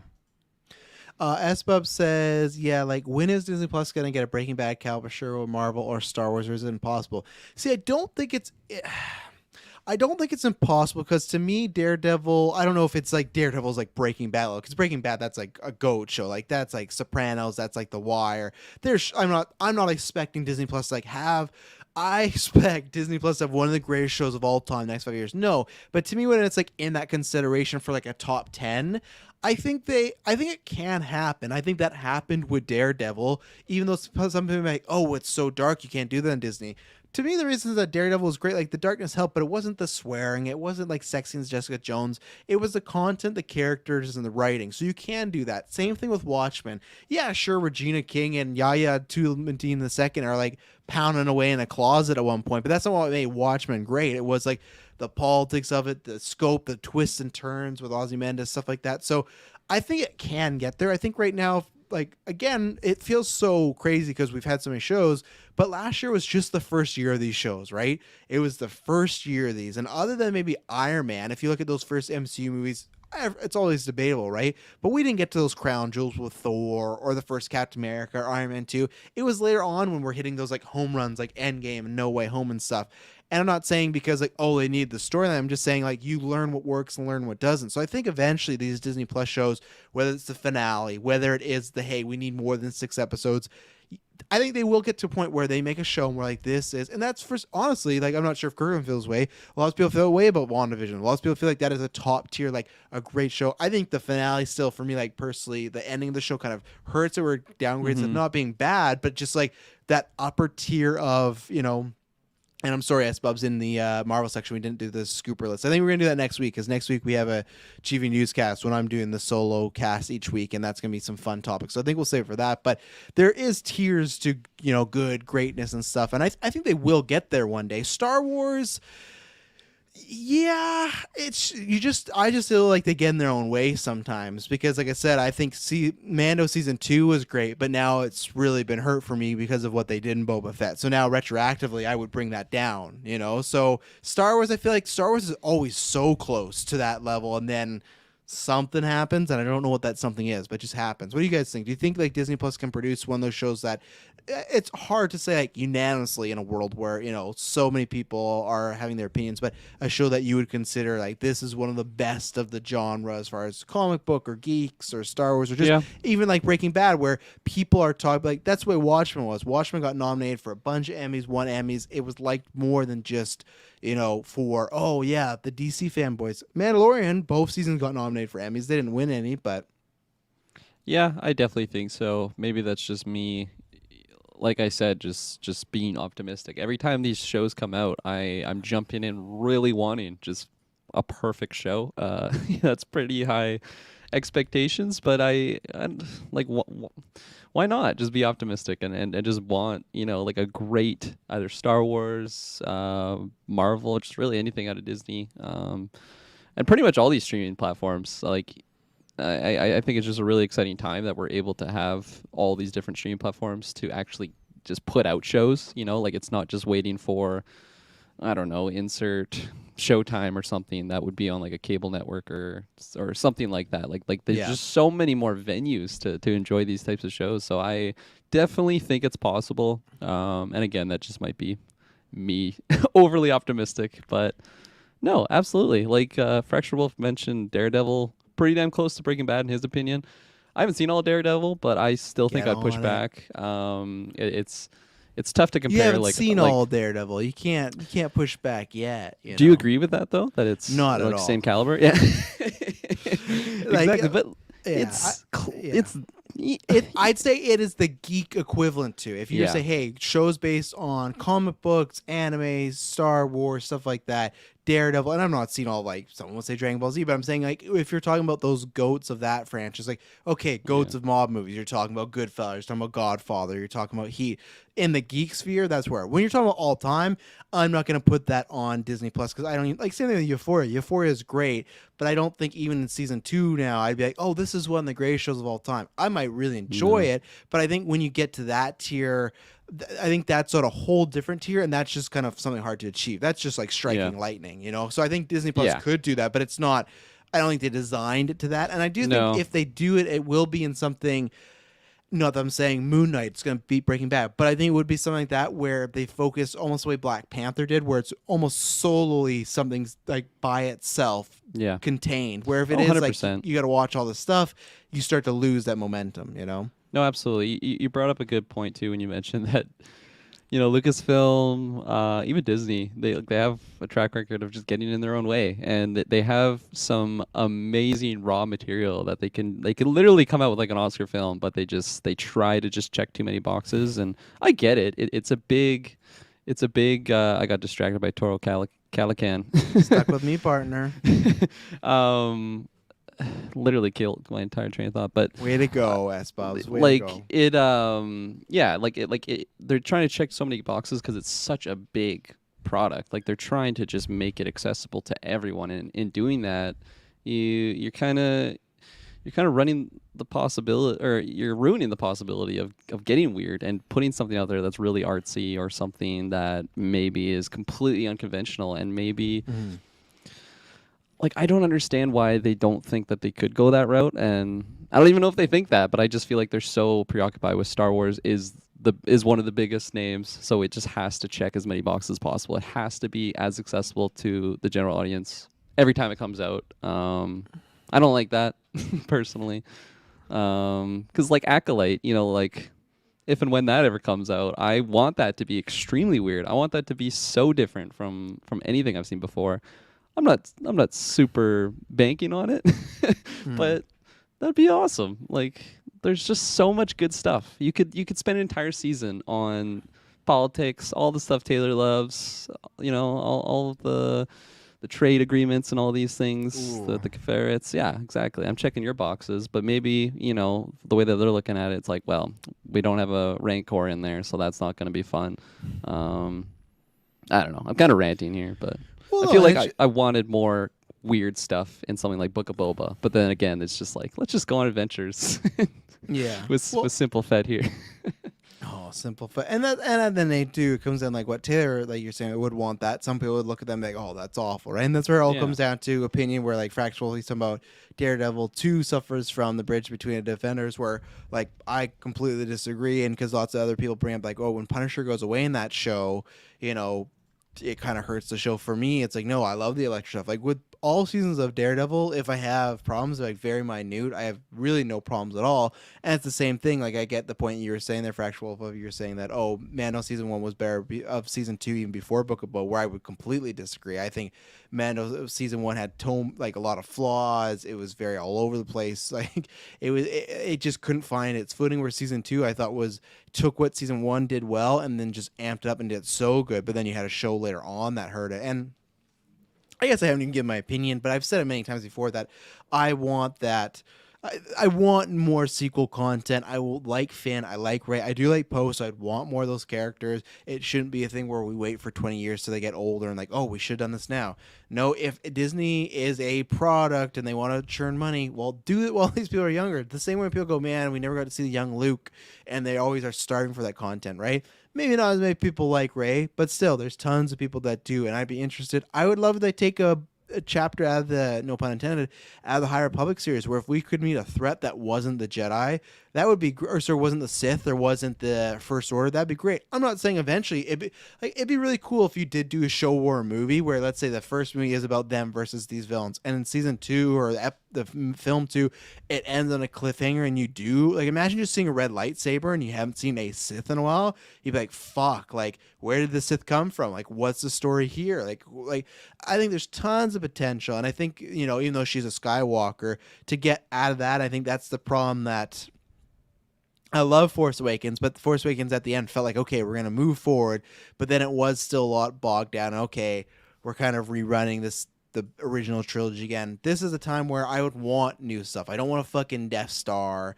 I don't want all this stuff. Like I said, do what the High Republic is doing right now, but do it in current day. But I feel like for some reason they're like scared to do that. They're scared to move forward, and I don't know. I don't really understand that. Fanboy Clay, host of Star Alliance, and Star Wars can be a franchise that can touch almost every genre, but they don't know how to make a single fucking trailer for their own show. Yeah, I would be very, I would be very interested in an era of this not being run by Kathleen Kennedy. And I'm not getting Taylor to make a red eye thumbnail. I'm not saying that, but I got it ready to go. I think there's massive pros with having her, and I think there's massive cons. And I do think, as successful as she's made some of these new things, I do think she's kind of stunted the growth. Or I always say this, her or her team or who she's working with, I'm not going to put it all on her, because that's like, it's $1 billion like company and stuff. It's not just her. I'm sure she's listened to calls where like, look at, like, everyone loves what Filoni's doing now, but everyone kind of forgets who directed that fucking Toro Talocan episode, right? That's when it was like, man, Filoni, like, I don't think he's right for this, and I got proven wrong. But that's what I mean. Like, everyone makes Filoni phony. Everybody makes mistakes, or they can't, hit it. But like, if you were to just look on paper of Kathleen Kennedy, okay, most of the shows are doing well, had some really big moments, probably gained subscribers. And then you look at the movies. They made 5 movies and 4 out of 5 million $1 billion. How, if you're a Disney exec, how do you argue with her? How do you be like, yeah, we should fucking oust her? It's like, they might not care what the Reddit forums are saying or we're saying. It's like 4 out of 5 $1 billion movies. Like, and even then the Soul had a bunch of problems. So it is interesting to see what could happen. But I do just want more with those characters, and I want to push forward. I want to see, in a world where there's no Palpatine, where there is no, as much as I love Kyle, there's no Vader fanboy. Like, what happens in a world where it's just empty and it's just, where do we go next? I thought you said as much as I love Kyle. I love Kyle too. Yeah, I love you too. Very random. Yeah, I love you too, Kyle. But yeah, anything else? And I agree. Grogu is prime for the taking. I think that's where you could see if people really want like a Mara Jade or something like that. Like maybe save certain characters for this timeline. I don't know, but I do really want it, and like that reporter said that they drop a lot of ideas. I hope this is one they don't drop. But if you were to ask me, do I think this is going to happen? No, uh, I'm 50-50 because we've heard maybe I'm 60-40 in believing no, but we've gone back and forth of hearing Ray or what is it, Daisy Ridley and Kathleen have met, but it's just like that could be for anything, or that could like they met and it didn't go well, not in a yelling match, but just like I just don't want to do this, so I don't know. I know, you know. Yeah. Anything else on the Star Wars, or the potential new Jedi Order show or movie or something like that? I hope the next time we're talking about this is when it's officially announced, and then when it gets officially announced, I hope it actually goes in production, because as we've seen, just because it's announced does not mean it's going to happen. So the only other thing I want to say, too, is, I don't know, we don't have much news on it, but there was a report over the past weekend that John Watts says there's a secret, what we think is maybe the High Republic kind of young adult show or whatnot that's happening, that we don't know if it's that for sure, but John Watts, who directed the Spider-Man Homecoming trilogy, he's either show running or writing. He's a part of a Star Wars series, and he's going to be directing at least maybe the pilot or one episode, so that's exciting. Clearly he's doing Fantastic Four, he's going to do a Star Wars show. Clearly Disney likes him and they're trying to keep him in the fold, so I'm not sure if that excites you guys at all or anything to say. If not, we can move on, but Thumbs up. Giddy up. thumbs up. Giddy up. All right, let's take our next ad break, and then we're going to talk about some Love is Blind. So we'll do Love is Blind, and then after we're going to save, and this is why you can listen to the cutouts too. We'll do Texas Chainsaw Massacre as well, but that's going to have a spoiler portion, so that'll be the end. So if you're not in those two things, you can check out now, and we'll be back. But you should be watching Love is Blind because that's our favorite guilty pleasure. So we will be right back. And we're back. So let's talk about Love is Blind's episode 4 to 9. We got the finale this Friday. Isn't it 5 to 9? Whatever. 5, 9, 4, 9, whatever it may be. We got 4 new episodes. Kirklin Patzer, how were these episodes for you about some of the shit going on? We had them living together. We had them meeting parents. We had them going to bachelor and bachelorette parties. Yes, I find God, it's so funny just transitioning from like Wolverine talks, Star Wars talks, and we just get into like some ridiculous reality show about just all these people. But anyway, I love it. So this is definitely the portion of the show when it gets like I don't know the best word to describe it. I love it the most because there's just so many cringy moments and so many weird interactions and so many moments of the pressure's building up, they're getting closer to their wedding date, and then they just start random fights with each other because some person like said some random thing that just they're already so high strung because they're getting married to some stranger that they met like a month ago or however long it's been, a couple weeks, and then it's fun. Tempers flare. I feel like my early predictions just go out the window at this point too because just certain people are getting mad at each other. A lot of moments in these episodes when Shay's like, can we just fast forward this because either some person's interacting with the other person's mom and it's just really brutal and she's just not the best with awkward shows, but I made her stay strong. I made her get through those episodes because this is just entertaining TV. I love this show. I feel like if there's 25 seasons, I'm gonna watch all of them because it's so fun. We started the Brazil version because we just needed our fix. Oh yeah, you need your fix. Yeah, so I'm gonna do that. The dubbing's not great, and there's subtitle stuff, but there's that, and there's the Japan one. I think we'll be trying them out. Yeah, I get a flavor of all of them. But I was surprised too. I completely forgot that they keep the finale separate. So big cliffhanger in this one. Is it a big cliffhanger? I mean, I'm not sweating as much as that one guy was. So Kirkland's right. Like it's a cliffhanger, but to me, I completely know what that answer is going to be. I'm not saying I was spoiled. Absolutely. He is not. It's a hard answer. Nick and Danielle, I have been so surprised. They were my lock. I thought when they got engaged, they were my lock too. Here is the boring couple that happens every show, like whether it's Too Hot to Handle or Love is Blind, where it's there's a boring couple and they're just kind of around. They're always like helping other friends out, but they're happy and that's it, right? And I thought, this is that couple, especially because I got engaged episode 1. I'm like, this is their golden couple. But no, it is just gone completely downhill. And it's just, I can't believe how much they fight. And again, this is like Kirklin says, hidden reality. You got producers in your face, and some of it's for TV, but still, it's just like the amount of just like, yeah, we had a tough night, but I think we're gonna be okay. We're gonna be okay. You like this cake? Why don't you like this cake? And then right away she's like, stop. I think it was like episode 8. She's like, just stop, both of you, just stop. And it's just.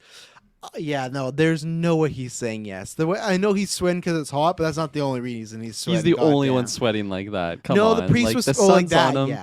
Yeah. He looks like a different species. He's like a slime something. He looks like Shaq at the free throw line, Wow, that's a weird sports poll. I feel like I'm not used to you doing basketball. It's actually a Dane Cook poll. That's where it's from. Oh, okay. Yeah. Makes more sense. I thought you were going, but no, you just decided to eat a nut. Taylor Fields. Not a nut. He's eating his essential essential that's glass you're hearing right now. Those are my essential oils. Oh right there. man, I gotta go. Dude, buy some. I had some that yesterday. same one. Yeah. I had like the little pack. Shay's like, oh yeah, grab that. Shay goes over to get the whatever it was, and then mini I see eggs for the listeners. I see they have the big packs, Yeah. so I like sleight of hand. I swapped those two out. She caught me, He in stole checkout. it. She let me steal Sleight it. of hand. She let me steal it. Yeah. Distract her, and then Shouts Kirkland out to just you, fucking Hansi, if you're listening, fellow criminal. Kirkland just booked out the window with mini eggs. How much was the big bag? Free. Dude, I don't even fucking look at the price at that point. It's like it's such a guilty pleasure. I think it was like 19 at Superstore, so I'm curious. something similar. Yeah. Save Oh, on, so it's probably more expensive. Take the big bag. Yeah. Well. Yeah, Taylor, what are your some of the thoughts of this season going on? I'm excited because you've been calling one couple, specifically Shane and Natalie, that are not going to make it. I don't know how you feel on them because I feel a lot more confident on my prediction. They had some previews. What was your going into prediction? The finale. They're going to make it. 100% they're going to make it. Those previews are nothing. Those are nothing. Oh, the they're previews were they Oh, were yeah. fun. They derailed me because I thought, oh yeah, Shane, they're gonna fuck and they're gonna No. break it off with Natalie and everything. Just on the beach. You know, like Shayna, that she's on the Shane, thumbnail. stop! No, Shane is on the thumbnail, of course. Well, it's the last time she can be on the thumbnail, right? Because I don't think she'll be in the next episode. she definitely was throwing a wrench in the whole like thing with their jive. But after seeing where they got now, I feel much more confident in you guys like predictions. Like, yeah, they'll make it. Because I mean, No, meeting the not parents. you guys. I was the only one in the chat saying from day one they're gonna make it. All No, you Kirkland, fuckers. Kirkland. I don't Kirkland think DM'd so. me. No. He's like, yeah, Shane and Natalie, right? And I'm like, oh. Was it Leave me? me a block. Who the fuck Oh. is this? Yeah. Or what are Yeah. you doing? in the Only Madison talk to me one? during podcast times. We don't talk in real life. Yeah, Travis, We're Travis work gets all associates. credit. We're not friends. Yeah, because we're a small business now. We just meet here and talk, and then after that we separate. We're not even friends Random anymore. COD. Yeah. Travis gets all credit for that prediction, but I'll give it to you after Not seeing yet. the. Not yet. Well, I would still give it to you though. I mean, because Well, yeah, but they still gotta get married for my prediction to be true. Yeah, but but I mean, I think the cultural dynamic here at play, but also just seeing how the parents went with them meeting, I think was just really it set the bar. So her dad was all I, for it. Her dad was just in yeah, public, but I mean, give him a shot. Give him a shot. that's Shane like wanted- most he of wanted the to fuck dads are Shane. like Natalie. that. Yeah. Oh, he was I so think- down. They're bros. I'm sure they're bros. Yeah. I think there's lots of dads that are like that. Like, they're just happy to see like. I their- wouldn't. No, yeah, you would. You'd be like, oh yeah. No. Me Me and Emily had like a this Shane, you'd be like, conversation. oh, I want Adam. Like I'd support my Give him a daughter. I chance. want Adam. Chance, come on. You play COD? Come on, where's that? Let's play. Actually, I don't believe in video games. They deteriorate the mind. I am reading this book about the file copter. But anyway, so like, I told Emily like I will support my daughters with pretty much everything they want to do. This is not like breaking the law and stuff like that. But this is one where I'd say you can go do this. That's fine. And not that I wouldn't support you. Like I'm going to shun you. I would just tell them like, hey, I don't think this is a good idea, and you shouldn't. Like this is not what you should This be is the doing. context of your daughter coming home and saying, "Hey, I was on a show called Love Is Blind."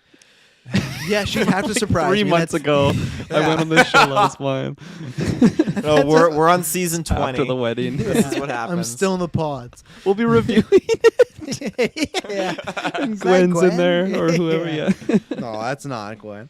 But no, and I love too. They're like, you moved, you know a new place and everything. It's just like, well, yeah, you really figured this one out. But yeah, they have to get married. I just think whenever the shows have this sort of very generic like overall term of like we got in a big fight last night and that's the previews we're showing with Shane and Natalie, that could be anything. Like it's just so like it doesn't have anything to do with anything.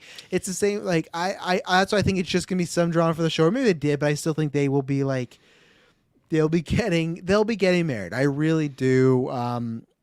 The other couple I do think is Ayanna and Jarrett. I do think they're going to get married. I think that's other drama that's played up for the show of like, you think you're going to be able to change when you're married? It's just like even the drama they played up when they even set up like, okay, Ayanna, she doesn't like to go out, so he's going to go with the boys, right? And it's kind of like, oh, why are you going out with the boys? Like you only got 3 weeks before you get married. You should be spending time. But at the same point, you could go like, she doesn't like to go out, but it's like, I thought he was just going out, right? Just randomly, right? Clearly, when he's there, this club is completely empty, and it's just him and his boys like, yeah, like so. It's something the show is set up, right? So that's where that also feels like manufactured drama, because like unless you maybe have like severe anxiety, I think most people, even if you don't like going out, if you know, hey, I'm gonna go out tonight, but all my best friends are gonna be there and stuff, I think you'd want to be like, oh, I'll join you, because then like I'll meet your friends and stuff. So that's why I feel like that's also very like manufactured drama.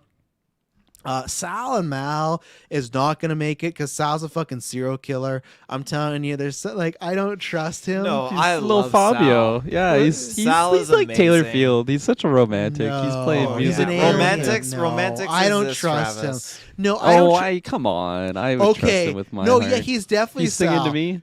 Crazy ex showing up at his parents' place, knocking on the door. Yeah, you and Sal got a lot in common. Yeah, that is Taylor. so you know what? Like, no, there's just some like that situation that sounds so shady. Of like, because you will guarantee what happened was he was seeing that chick and he went into the pods and then like, oh yeah, we were like. I think that something more is going to come out and they're not going to make it. My joke to Emily is like, yeah, he is a serial killer, because she's just like, yeah.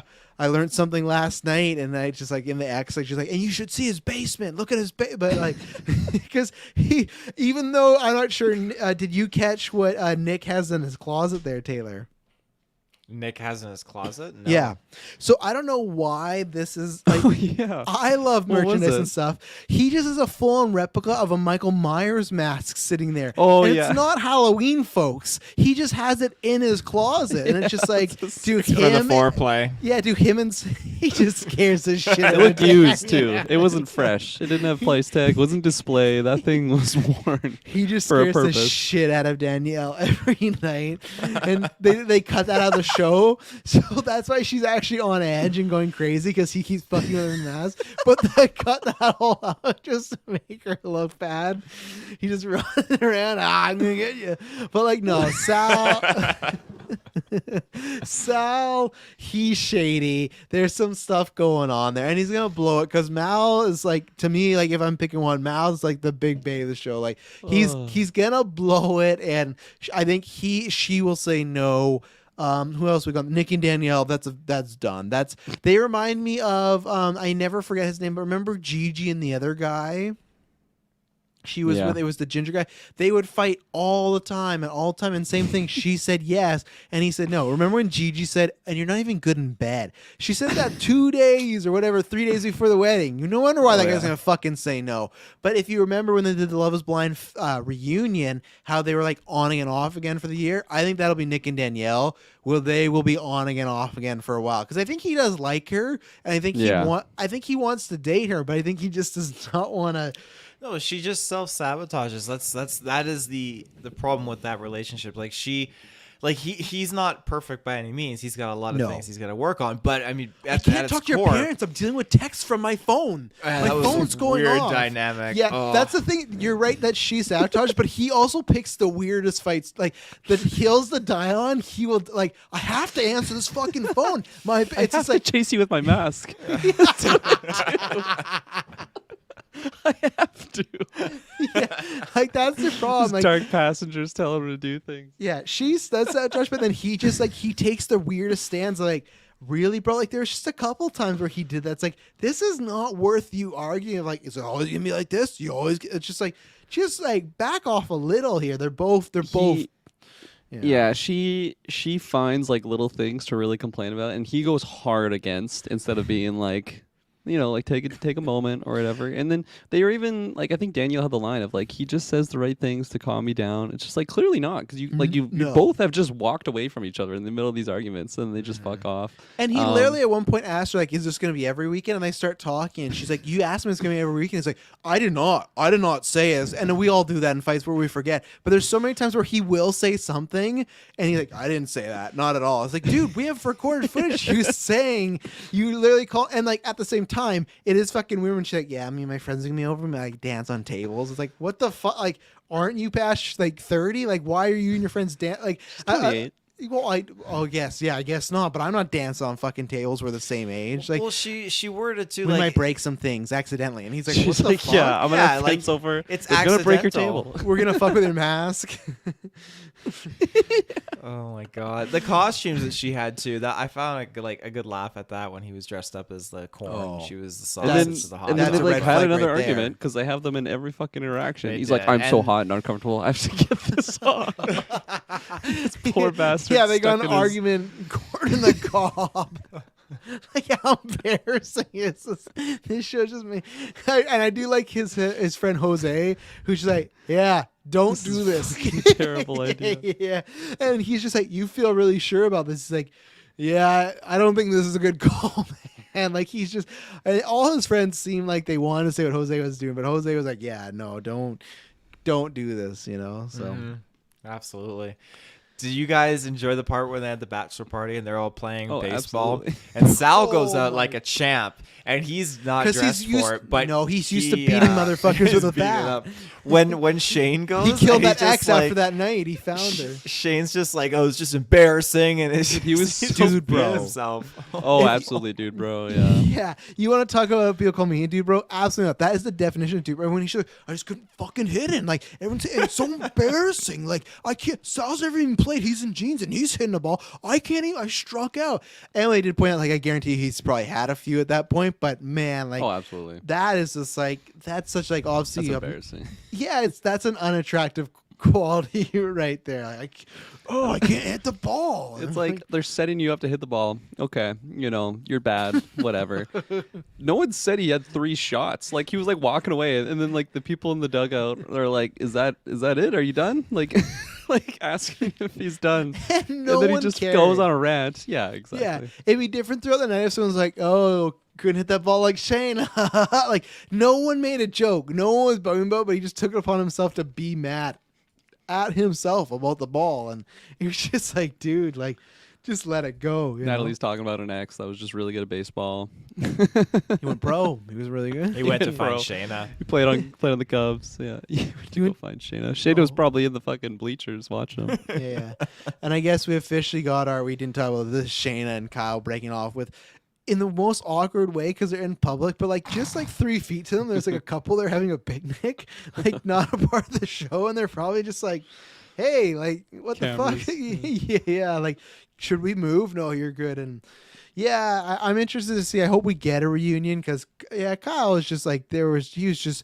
I almost wonder if that was pumped up for the show too because he was just like, no matter what she say, we can make it work. We'll figure it out. And it's interesting too, like when she talked to Shane, they never revealed how he felt about religion too. So like, what if she felt this way about Shane and he was like, yeah, no, like fuck religion. It's like Religion well, wasn't even a thing No. for that relationship, but I do remember Shane talking a little bit about it. I think he Well- dropped a line that he does believe, or he is Well, like semi-religious. He talked to her, and I think it was when they had their talk on the beach. Yeah. That was definitely, like that was staged absolutely for the show. Even just like the questions they were asking, it just seemed like a producer wrote Oh, them. down. 100%. But anyways, I think she like asked like, "Oh, did you really believe in us?" And then he's like, "Well, like really gonna go with an atheist?" Like I feel like that was like a preconceived idea that like everyone was kind of talking about that couple. Like she's super religious and he's an atheist, and they just kind of lean that route. And then maybe they talked about it in their own pods between Shane and Shayna, and they just didn't show that on the show. And oh man, when Shane and Kyle went to fucking her parents, Jesus Oh, yeah. Christ. And that's where like, sorry, not to offend anybody, but they're using religious as code for super far right family because that's what they were 100%. 100% of like they're all about hunting, they're all about guns, they're all about you better believe in God. Like they're so just like just those really old ways, and that whole family. I was like, run, Kyle, like get out of there. And I love after he's just like, yeah, your mom's a real nice person. Like her mom was a bitch. Like she was staring daggers at him. Yeah, like, he was just like, oh, I see where you get your kindness from. What? Like unless we didn't see something, that meeting did not go well. Yeah, it was a very strange interaction. Good entertainment, absolutely. But like that's where I could just compare this guy to Mark from last season. Yeah, where I think he was just so in love with the idea of what this person could be for him that he just was ignoring like the logistics of it. Yeah, they have that meeting. He's like, I want you to move in with me, and it was just like. Read the room, dude. Bro, yeah, read the room. Everyone there hated you, and yeah, no, it was not weird a successful meet because they had like their dialogue, the breakup in the park next to that couple, and like everything that they're saying, I'm like, I'm not very religious, but I feel like I'm still siding with Shayna here because he is just completely, he's just not willing to even like notice the fact that like she is hardcore believer, to believe what you want, but she is hardcore. Like that is her life is wrapped around that, and you can't just be an atheist and think that you're just gonna, like just sink in with that. Like family gatherings, like even just the way that her brothers were talking. Like, are you a man of God? And he's like, what does that mean? Like, fuck. Oh no, you're in the lion's den, God, bro. right? You need to get out. Yeah. Yeah. No, I don't. Sorry. And then it was just awkward. And he was just got really aggressive and pissed off. And again, it could have been played up for the show, but it was just very strange how he just couldn't process what was going on there. You don't want to move in with me? What? The wedding's off? It's like, fuck, Kyle. Come on. I gave my mom's ring to you. It's like, well, that was a mistake, Kyle. That was, but. Yeah, and like on his defense, yeah, she shouldn't have said yes in the first place. 100%. Because it was just a very long, drawn out no. But the first time we met Shane again this episode, we're like, even though I accepted Kyle's proposal, I'm still in love with Shane. And it's just like, well, that's your problem right there. I do think they maybe talked them together. I still think it was bullshit that she got to be invited to like the party, but Kyle didn't. It's like he's also single now, and it's like was he not invited? Well, I guess I don't know. I thought it was Natalie that invited her, wasn't it? No, the producers just chose a bunch yes. of random people. So I guess they didn't choose Kyle because they didn't want. Because I guarantee you they're trying to hope Shane might happen or something might happen. And if Kyle was there, he'd like spill the bad stuff. Told him it was right? a religious gathering, and yeah, he would have gone to Shane like, "Don't meet her family, dude. Like, run." So, anything else? I don't know, like you go. Who do you get? Because I listed who I thought. I thought Jared and Ayana, and then I think Shane and Nicole. Some others could, but those ones I feel strong on. Who do you guys think is making it next week? I need to see one more episode of just with Deep and Shake and just see. Oh right. What we don't get one more them. episodes. It's the wedding next week. Well, it's not happening. One more. Well, how many episodes are there? Isn't just there like one left? No. No. Yeah. Just one. Just one. I thought there was more than that. No, we'll get a reunion. weddings. They always hide the reunion. Yeah, it's just all weddings next week or this Friday. Is the reunion shortly after the finale? I can't remember. Yeah, when that one dropped. last time I think they did it, but it was like same thing, like a week or 2 weeks after and stuff like that, because they do film it. But yeah, it will. If they go like the last year, we should get a well, there's two reunions. There was a reunion, but then there was like that reunion like years later where they met at a party. The like Insta reunion we should get like next week, the week after, or whatnot. So.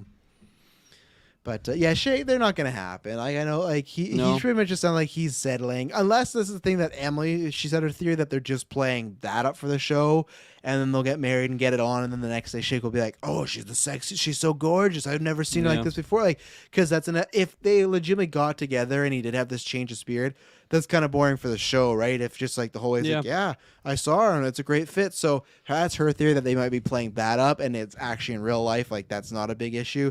But I'm going with if that is the narrative, then he's gonna say no, because if he doesn't, like, how's she gonna feel? She watches this show after, and it's just like 8 hours of your husband being like, I don't find you attractive. You're like my auntie. You know? I felt better for her when she actually had the line of like, he's not fully in. Should I be settling for this? Yeah. You know, like she doesn't want to be just a choice and in that matter. And his mom was like, you shouldn't marry. And he's like, why? It's like, she deserves 100%. You're not giving to her. Yeah. Don't marry. Exactly. He's calling her out. And then he's like, it's a difficult conversation, especially with my mom. I could buy Emily's theory there, especially because he just keeps bringing it up. Yeah. I feel like if you had something that it's pretty much his own insecurities that he's just not wanting to go with it because it just doesn't fit the white girl, blonde, whatever his his Yeah. criteria that he had before the show. But I don't know, because part of me wants them to fit together, because like when he went to her family for dinner and everything, all that stuff was awesome. Very very good thumbs up. But just he makes me make it not want to work, and then she's really awesome, so I don't want her to just settle for this guy. But and then for the others, Danielle and oh my god, what's his name? Nick. He 100%. So strange. They fit completely the mold from that couple last season. I forget who they were, but they were just like super boring. She ended up saying no. The reunion comes around, he's like engaged to another girl, and then that other girl's like super upset about it. Great drama. But I just felt like they were the exact same couple. I'm like, oh my god, they're gonna make it the whole way, and now here we are. It's gonna say a no. The only thing there that's kind of interesting is Nick's mom dropped the line of like, if this doesn't happen, she would feel upset because there's a lot of good potential there that they just are maybe time restricted and they're kind of freaking out, and that's why it just won't work. So that could be like another I agree. Gigi and whatever that other guy's name that we can't remember. The guy that's not good in Guy bed. that's not good at sex. Yeah, you can't marry that girl, man. Like, we don't remember your name, but we remember that fact about you. Yeah, so not looking so hot for the sweaty man.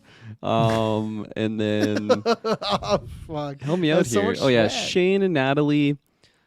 I think they will work out. They feel like they have the most natural chemistry, like just together. And they both were pretty hard yeses. Definitely building up for the show, because I had like Natalie crying in the preview for the finale, like we had a huge fight last night. Massive fight. I don't know what's happening now. And then it just shows like Shane like walking down an aisle or something. It's like, oh my god, he's storming out. But But they both got to the aisle, and that's the thing. They're gonna say and then Jarrett and Ayana, I 100% agree with you, Travis. Like when they went to the nightclub, and it's just like him and his boys, and I'm like, what the fuck is happening here? Like, are we They're just like- in a set? yeah, they're like somewhere? dancing Yeah. together. It's like, what the fuck is going on? It's like I'm watching a commercial for like Earls or something. 100%. Like it was so weird. Yes. Yeah, it was so Yes. staged, and I'm Have like, you tried Viagra or Viagra. What kind of it's the prescribed Norse- drug is it's that? the Norse Viagra. It's a little bit stronger. Viagra? You get 2 dicks, but like no, that's what it was like. It was you hit the nail on the head. Some commercial like Ask your doctor. Fuck, I can see the Viagra Yeah. commercial now. Are See all your Alice, friends ask your getting it on doctor. while you're not? Ask your doctor, Jarrett. I don't know why that one got Kirklin. I did I like can too just that picture it so well as like the Yeah. Cialis commercial. Like I swear to God, they use the same set. yeah. Holy shit. I Uh, already forgot what I was even talking about. feeling I think down while you're playing video games? Jared and Ayana, I think they will make it. Really awesome. His dad's officiating the wedding. That he was so down. His parents were so hyped when he brought her home there. But Let's hope it goes well. who am I forgetting? I feel like I'm forgetting another couple. Sal Shane. and Mal. Sal and Mal. I think that's gonna go through. I feel like she is one. What? I do. No, I really it's do. I not believe in gonna Sal. happen. I don't think he's a serial killer. I think he's just this She's picture Like, all Mal perfect couldn't make it to the romantic. wedding. I What'd think you Mal. say? No, she's not head over. The first thing she said at the pause was like, he's not really my type. Yeah, but look how that's changed. That was her though. first choice though, Okay, over Jarrett.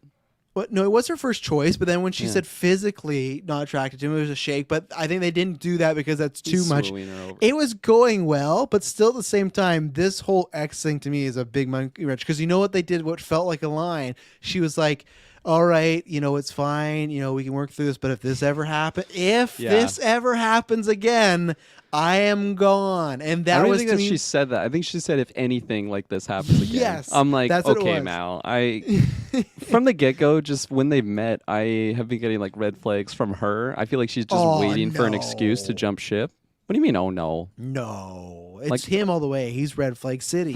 What do you No. mean? No, I'm saying He's trolling you. she was No, looking. I'm not. I'm not actually. This whole X scenario is super fucking weird. Just someone and he okay. And then what was his explanation? It Were you happens. Guys, We no, all have No, that okay, happen. fine. I know. But then his explanation. Were you guys serious? Oh, not really. Like, oh, did she meet your family? No. So how did she show up to your sister's house? Oh, well, she did meet my sisters. That's fucking. He literally in 30 seconds lied. It's like she never met my family. How did you get I your don't think sister's that's place? the context. That I no, that don't think was a that's what con. he said. He asked if they were serious, if he had introduced her to his family, and he's like, no, it just kind of happened. And when she's like, well, how did she know to go to your sister's place? He was like, yeah, I guess she did meet my sisters. I'm telling you, there's like, it's. I don't think it's gonna happen. There's more. Like I said, that line of if anything ever I think happens, there's more that again. we just haven't seen though, because like they're constantly engaging in dialogue Yeah, and talking more of things that out. X, just at the window. And like But- literally every time he's just becoming Fabio and like playing her songs. He's just an operatic singer. She's just like crying, like she just he's totally winning her heart over, and it's beautiful. It's a beautiful. Nah, she's thing. crying And because she's I gonna say no. I believe in Sal. You know, so.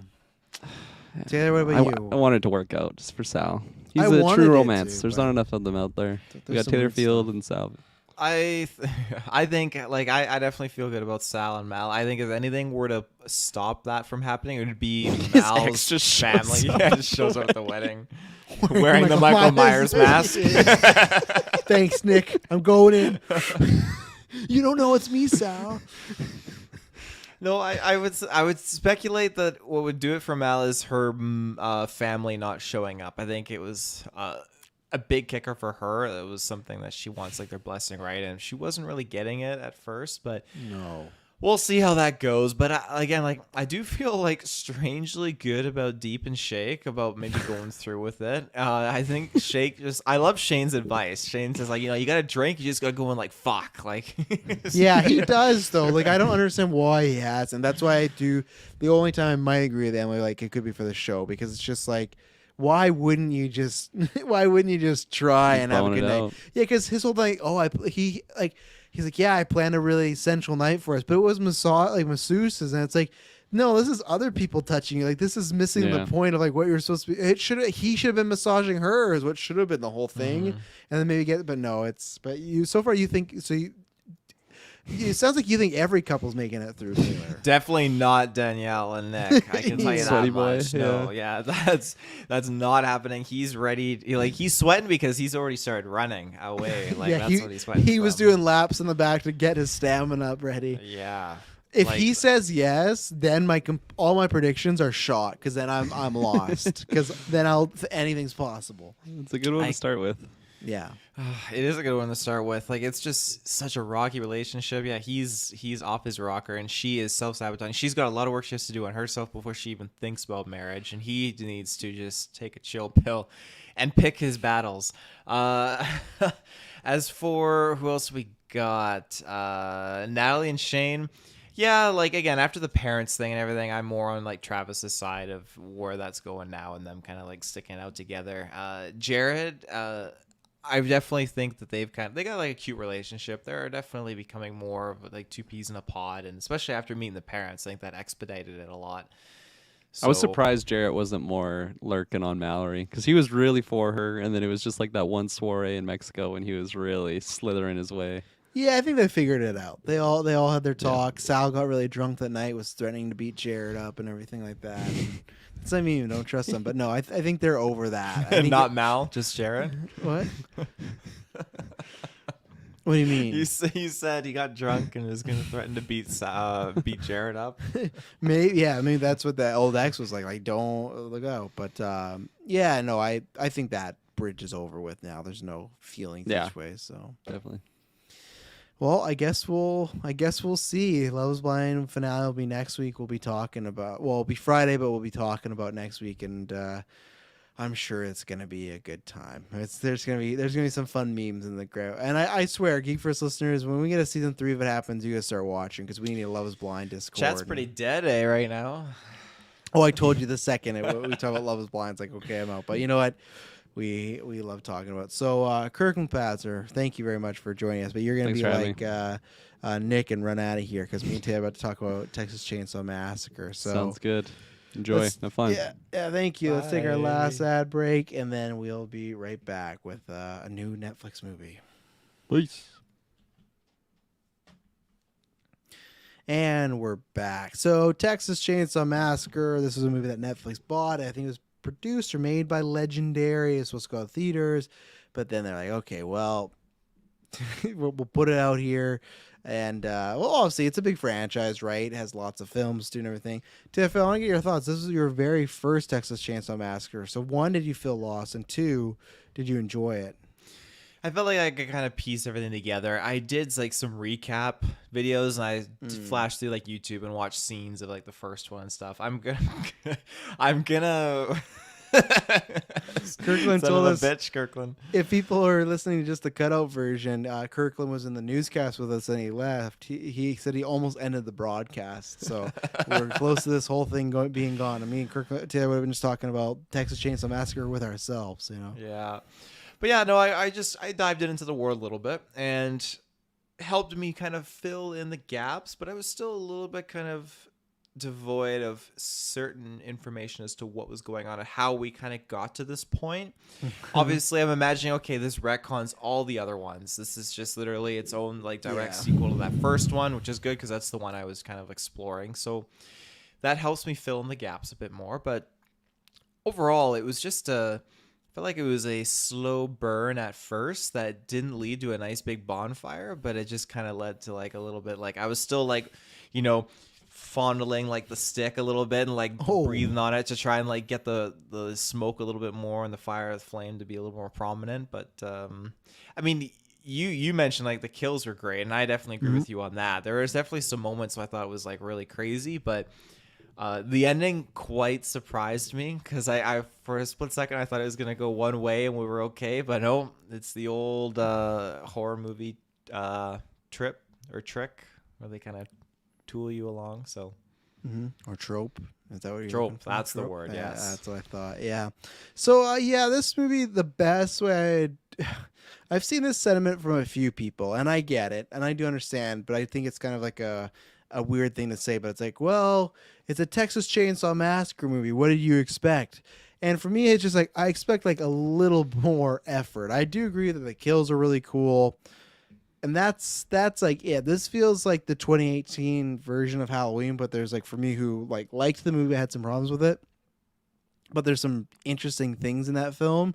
This is that movie with none of the interesting things. It's just I felt this movie, I was just watching a best of Texas Chainsaw Massacre kills, and there's and I know people are going to say, oh, you're expecting a story. No, it's not that. It's just even a little bit, like they give you very quick, small character beats. But the thing is, you meet these characters, and I will say, like, the movie's only an hour 23. It does get going into the action or horror like pretty quickly, but when it does that, I just feel like I don't care about these characters at all, because you spend like so little time learning about anything about them. You learn like just little facts, and especially because the one that plays the younger sister, I can't remember her name, but she's from 8th grade, and she's like a really good actress. So when I saw she was in there, like, oh, this is cool, but it's just I definitely, for me, we got a whole year ahead of us, but this is definitely going to be probably a bottom 5 film for me. Like it's up there. I'm not saying it's like the worst movie I've ever seen. I got some enjoyment, but man, I'm happy, I guess.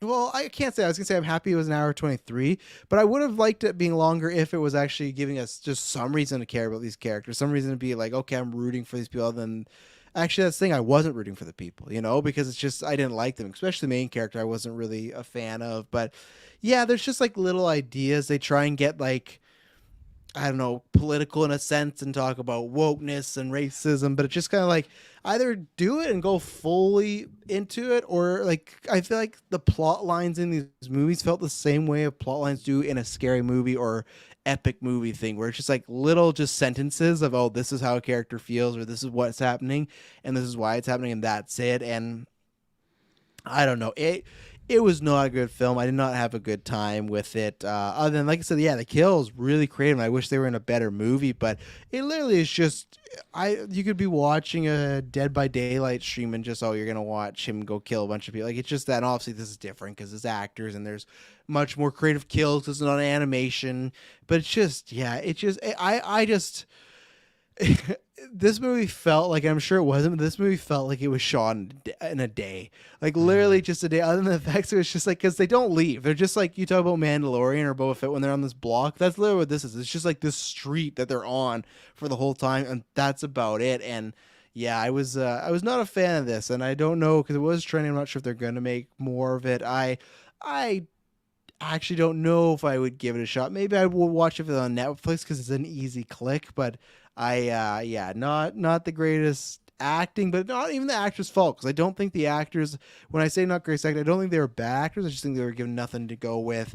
They have a returning character that I think they really fumbled and do a good job with. It's different because it's not. It's like that's why I was making the 2018 Halloween comparison of like, you look how well they handled that, and that's obviously different, right? Because that's Jamie Lee Curtis, who's a much bigger star, and plus this is not the original actress from Texas Chainsaw, the very first one. She passed away in 2014, but I had very low expectations because the Discord, I had seen you and you told me like, oh, you hadn't finished it yet, and you're like kind of watching in parts, and then everyone in the Discord for GV, make sure you go join the Discord, was pretty like meh to bad on it. And my big flip was, and I'm not saying she just likes everything horror, but April, who's in the Discord, a patron, a big supporter, was with the past little bit, so I thank you very much, and she's a frequent guest on After 9.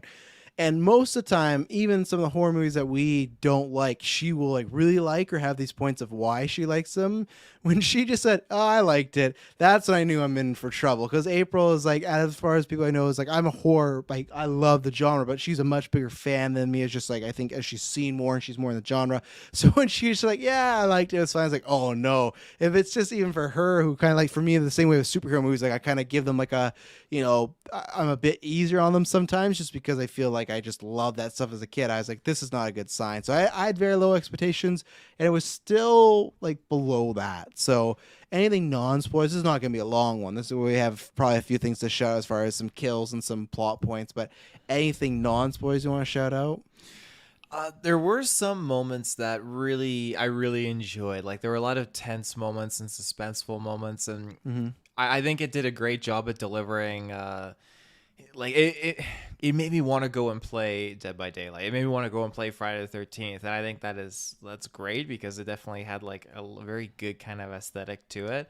I just think it wasn't executed properly with the tools that they were given. So, well, we're getting spoilers, so if you haven't seen it, tune out. But honestly, you could probably listen and you'll be like, I watched the movie, I'm good to go. So here we are. Yeah, I wanted to start with Sally. That was tough. They do this big thing where we'd seen in trailers where she's coming back, she gets this phone call about this guy, he's killing people, taking off face. Okay, she gets a shotgun, she gets there, and just some weird scenes where she finds Leatherface and she's like yelling, like she wants him to say his name, do you remember me? He just walks off, doesn't care about her, and she doesn't shoot him at all. Eventually she comes back and does start to shoot him, and then later on they just have Leatherface just fuck her up with a chainsaw. He literally picks her up and just chainsaws all her insides. Fucking annihilated. It does. So I thought, like, man, this is not the greatest use of the character. He literally throws her in the garbage. So I was like, man, this feels like some subliminal messaging. But then like 10 minutes later, she shoots him and saves one of the girls.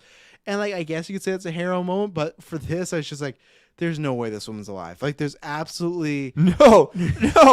That chainsaw went from her stomach, lifted up, and ripped all the way up to her like esophagus area, and she's still packing with dead on aim to nail him in the in the shoulder with a shotgun from like she's using a shotgun as like a assault rifle from like 15-20 feet away, when a shotgun's supposed to be a pretty close weapon. And yeah, so I don't think they really treated the returning character well. How do you feel about, because like I said, it's very comparable, like we talked about the trailers, like, oh, they're doing that Jamie Lee thing of bringing her back, but I don't think it was I don't think they had that weight of bringing a character back, that you should.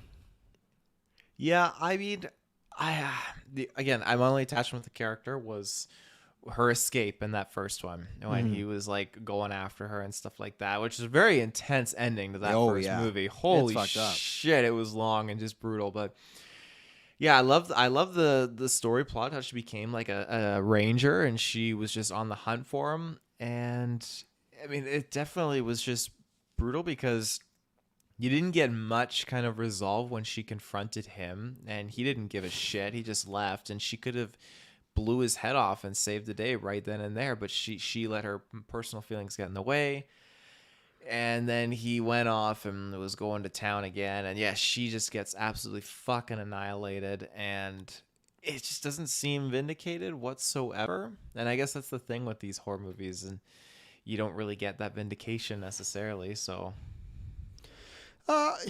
you can, I guess it depends, because yeah, usually most of the time they just die, but I feel like there's still a way to pull it off, but they definitely didn't do it here. So where do you want to go next with this one?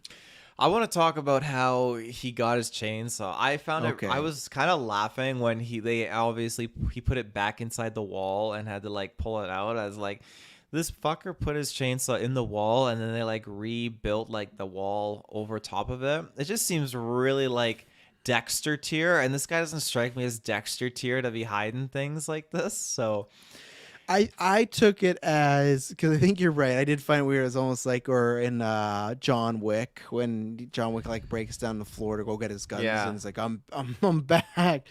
I think what it was supposed to be symbolized is maybe she or the mama had it put there so it wouldn't. Because they've said this before where that stuff happened and he's been away for a long time. He's just been like a normal person. I think it was like supposed to be hidden from him so he wouldn't have like a relapse of violence. I think that's the way. But he always knew where it was, I guess, which to me defeats the purpose of taking it out of sight, out of mind. Because to me, it's like, well, we're going to take the chainsaw out of here so he doesn't think about it. But if he just knows it's in the other room, well, if he has an impulse to kill, wouldn't he just do that? So I think that's what they're going for. But yeah, it felt a little odd. And then we got that guy who was like why you act like this? Oh, I'm from Texas. He was the very like gun-toting every like meme you've seen before. I thought he was going to be in the movie a bit more, but Leatherface is just like a bull in a china shop. Like he just takes down everybody that comes to him. That kill again. I had high hopes for him, but that sledgehammer onto his like shin. It's over for fuck. Oh yeah, he's done. Yeah. And I will give it to him that he's still like limped and like still pushed him against the wall somehow. But yeah, and then even then like Leatherface like outsmarts him because he like throws himself back and makes him go into the glass. And I like the guy's acting, like when he was like stabbed over like that, and then he just gets his head literally caved in, and yeah. Oh yeah, Leatherface was ruthless with that hammer, because when this older sister was like at the bottom of the stairs, and when he whipped that hammer and sent her down there, holy shit! He was like Thor throwing the hammer at Thanos. Yeah. He had a mean swing. He should have went for the head, which she does later on. But I remember they showed that in the trailer, and we commented like, "Oh, look at him throwing that hammer." But I thought for sure someone would move; it would just break someone. But the fact that it just and like. From how powerful he is into this hammer, she should probably be dead too. Maybe like that's like a collapse like chest right there. But yeah, because if it's powerful enough to hit you through the floor, I imagine your chest's not doing well. But yeah, and his accuracy was so good. At one point when he just he read the chainsaw and like threw it on the ground to hit the younger sister's leg. Like, oh man, my god, this guy's kill death ratio is great. I literally thought like. I did end up liking it because at the end of the movie when they're doing the whole tribute of him like running around the chainsaw and he like slashes the camera, I'm like, what is this, 2009 3D or something? But when he was doing that, at first when he started swinging around, I thought he was gonna like the way Gabriel and Malignant threw the chair at the cop, I thought he was gonna throw the chainsaw at the car, and he didn't. But I thought that too. Yeah, nonetheless, we got like a tribute to the old one, and it's like, okay, I guess he's just taking over this town. You know, this town just belongs to this street corner just belongs to Leatherface. And I do have to say when he took her out with the hammer and she was crawling on the floorboards, how the fuck he knew where she was. That's a lot of ground to cover. Like, spot on. One thing I hate about here, and I don't know. People might say it's like nitpicky or like why complain about it, or it's a horror movie, but like, did we need the moment where she's crawling away and he like saws the septic tank so like all this shit falls on her? That was so gross. That's just one of those extra things, right? Yeah, but it just felt unnecessary. It just felt like weird. It's like that felt like, again, like a scary movie thing of like, oh, and then all the characters run away, like shit's gonna fall on them. It's just like, Why does shit need to fall? It was all improv. Wasn't even in the script. Just happened. Just go by this Cameras were pipe. Some rolling. water's gonna fall in you. Yeah, he's just like, and then the sister just pops up. I wanted you to talk about, because you brought this up, that you were not a fan of how Leatherface maybe He got was back. triggered, right? Yeah, how he got back to becoming a full-on killer. Because if people are following along, what happens is we meet a group of 4 or 5 people, and they're like, majority of them are like social media like influencers or something like that. Like they are like, I don't know what because that's what it says in the synopsis. So like I guess they're just like, whatever they're doing, they're using their things for good, and they've come to this town because they want to spruce it up or do something with it. So their whole deal is, okay, they've gotten the deed to this building, which I'll bring up later. But so they're gonna come to this building. It sets up that they meet this woman who is looking after Leatherface, and then some bad things happen. So what did you feel about this whole setup of why Leatherface gets back into a killing frenzy? I mean, personally, I feel like he was triggered too easily. I think that at the end of the day, it was just this woman that was kind of keeping him unhinged. I don't know the backstory too much of this woman, because I don't think she's a part of the original family. No, I don't think so either. So after whatever happened with the original family, I know one of them got run over by a semi, and it just wasn't great living conditions for the remainder of them. But he ended up at the orphanage. He's apparently been there for a long time, so she managed to somehow be his kryptonite and keep him kind of under the ropes, I guess. And for whatever reason, the cops didn't fucking know how to find this fucker as the killer, but that remains to be seen. So I can't, like, serial killers, and obviously this guy's unhinged, so I'm willing to let it slide, and like literally I'm willing to not let it like affect my overall rating, because he clearly has some deep personal issues, so as to why he's unhinged. So Yeah. when she dies, which is very unfortunate, he loses it. He's trying to like gas her up and get her like back into the breathing realm and stuff like that. Obviously it's the deed that really triggered her, but when he stares down that older sister, and then he's like back and like in the back of the ambulance or the cop van, and they're driving off, very, very noble of the one influencer lady to go with them just to make sure everything is okay. But very much a why situation. Yeah. And why would they even allow that? Usually you just allow like family, and they wouldn't usually allow him and her, but she wanted to join. She wanted to join. When he gets triggered and he grabs that cop's hand and snaps it and stabs him with the bone, fuck, I cringed. That was brutal. But I'm wondering, like, how much did he really love this or care about this older lady? Because he just rips her fucking face off and then sets her up all pretty in the. It's a memory, I guess so. Sets her up on a little haystack or hay bale thing. Yeah, she's just a scarecrow now. She's a scarecrow, yeah. He kept going into the corner and kept popping his head out. And like, well, because it technically wasn't an ambulance, right? It was like a police vehicle that was breaking in there, right? But I still laughed that like she was like not convulsing, but she was like having a tough time like breathing. She's starting to die, and I feel like cops still know at least like a little CPR, and it just looks like they just sat there and just like watched her die. Like I was like, and I forgot it was an ambulance, so.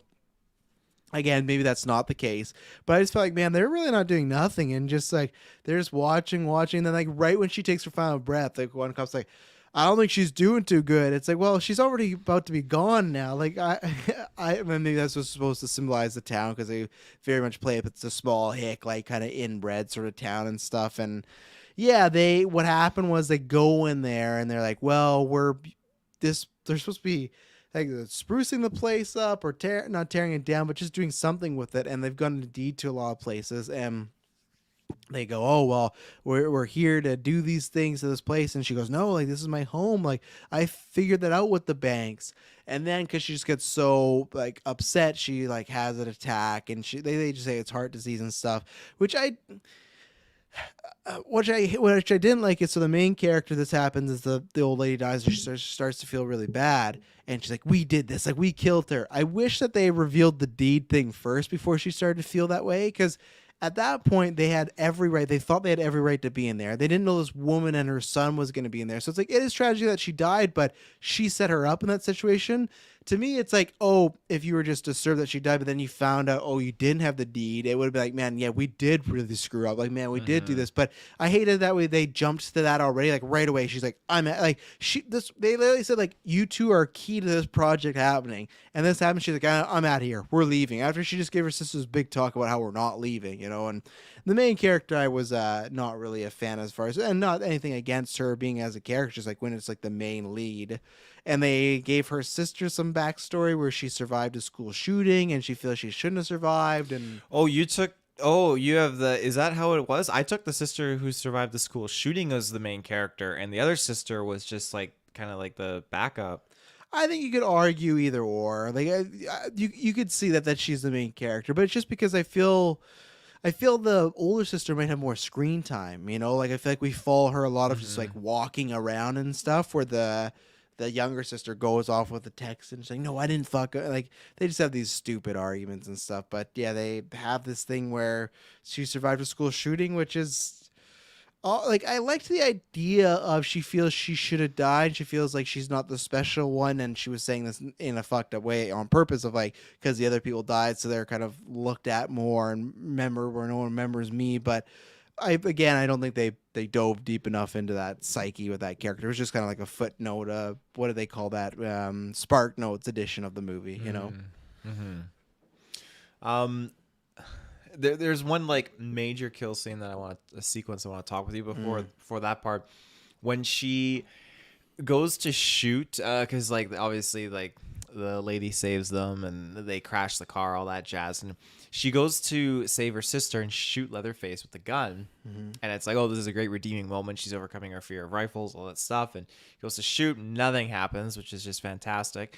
When she turns and books it, like, fucking Leatherface fucking move, and he's limping too. Like, he's a big dude. He has a lot of weight on him. He is a big dude, but I was blown away by how fast he fucking catches up to her. Like, Jesus Christ. And then he's swinging the saw around and cuts the gun in half and all that jazz. But how did you feel about the bus scene? Because that was fucking wild. It was good. I guess the thing that I hate is, like we talked about the trailer, I hate that maybe you'd forgotten about, that they spoiled that scene was happening. Because all I remember is they showed one quick flash of people, like, hitting glass and covering blood, and I was like, what is that scene? And then later on the end, they showed the same bad scene that's in this trailer. Like, I'm trying to cancel you, bro. Like, I hate that. That's just all cheesy and stuff. I did appreciate, like, when the phone falls down and someone's like, this is so fake. Like, that would be, like, what happens today. We talk about it all the time. But I think it was visually really cool, very fun set piece. I like the lighting and stuff.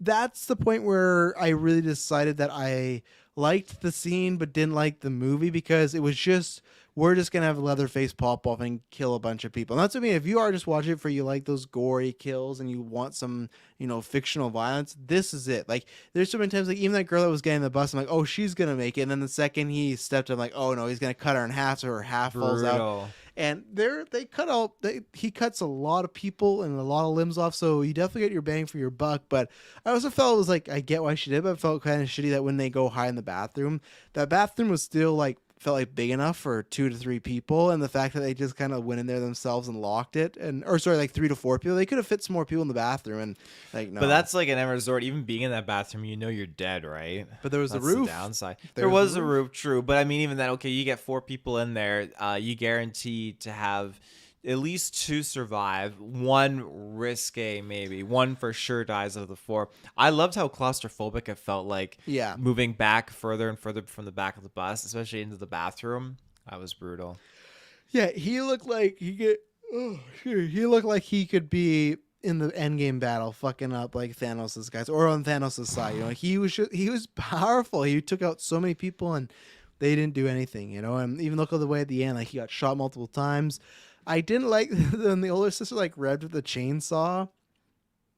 I didn't feel like it was a huge kill, and she just kind of, like, nicked him on the chin with the chainsaw. Like, they didn't show any effect. He just, like, got hit in the head and fell back. So it's like, I feel like you definitely want to check on him again, because we know horror movies. And man, I will give it credit of, like, I liked the ending. The movie was kind of so bad I end up just laughing at it, but I really like that. So everyone dies. The sister and her, they get in this car, and it has auto drive. So this is like a fun little like moment. and they're just talking. And the idea was they're gonna move there, and then the younger sister's like, "Oh, I think I'm ready to move here now." And the older sister's like, "Oh, fuck off!" You get a jump scare. Leatherface pulls her through the window. The car keeps driving away because it's on auto drive. And I do like this. I just wish it was in. This scene is so memorable and so fun. I just wish it was in a movie that I'll be watching more and more because it's such a great little ending. I just laughed in like kind of a fun way, but kind of just like, oh, of course. Like he pulls her out. They put the sunroof up so the younger sister pops up. She's like, no, no, no. He literally just like throws her to the ground and just chainsaws her head off. And then he just holds up her head and he's like running at her. Yeah.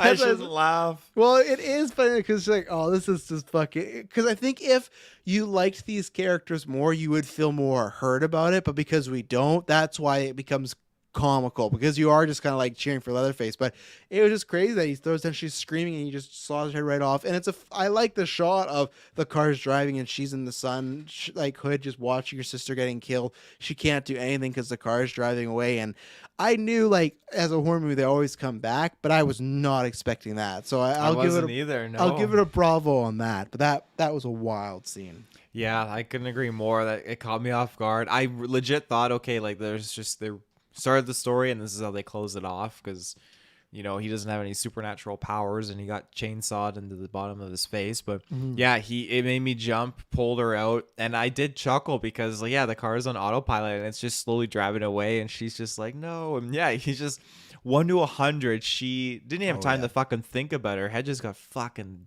diced off, just brutal. Yeah, then he does this classic like frustrated dance thing that he does because she's getting away, obviously, but. Yeah, it was just absolutely savage. So clearly, we are probably going to get more in some shape or form because we see a post-credit scene. Yeah, I guess like I said, it all depends on how much people watch and if Netflix feels it's worth it. But yeah, I don't like. Obviously, I guess maybe I'd be more hyped if I liked the movie. Like, oh, we're getting more. But at the same time, it's just like, so what? He's going back to the original house. Like, it's fan service, but it's just like, what does it matter? I imagine most of the people that were around them would be dead. Like, he will be alone, so it's just like he's just in a house. Cool. Like, that's all. Like, that's the best sequel bait they got. Like, he's going back to the original house. Like, okay, you'll see a familiar location, but why does that matter? What does it do for the sequel? I don't know. Yeah. Are you excited to see a house? I know you have no touchstone to, but just like, what do you do with it? Like, okay, cool. He's going back to the old house. Like, what? I mean... How does that set you up? I think it sets you up for a new, like, he's unleashed now, and it sets you up for them to do a new, I don't want to even say like a remake, but like a continue on, like a requel or whatever they call it, right? Like legacy character, and they can continue on with what we're familiar with and use same elements and the same setting that feels very similar to the original, but it is continuing on in that same universe. So he'll be in the house and some other people might be like driving by and like, oh, you know, let's just set up camp here on the property or something like that. And like he starts snooping around. Well, and I feel like if they could get her back, you could get the sister character back to like exact revenge, right? Comes back as a Texas Ranger. Say my name, just calling him out. She had the hat too, so that's she did. Out of everything, you take the woman's hat that got brutally murdered. Like, what is the justification for this? What a memory! Just looking at this hat, like when I saw a bunch of people get chainsawed and stuff. But no, that when she took the hat, I'm like, oh man, she's gonna go on. And I felt like it was disrespectful to the fans that really like appreciated that was the original character, because it's like, oh, we're just blatantly just like shafting this actress to the side and putting this is your new character now. The new one, yeah. Well, that was Texas Chainsaw 2022. Maybe if there's a sequel, you hear our thoughts. Let us know in our Discord, the YouTube, the Facebook, the Twitter, everything, what you thought about it. If you agree, disagree, anything that we didn't touch upon, we can mention or talk about in comments. Yeah, that was episode 456. Taylor and Kirklin will be back in a few more days with another newscast, and then I'll be back next week with multiple newscasts, a GV and a Batman. So gonna be a good time after 9 this Sunday, and I promise you it'll not be boring. Bye-bye.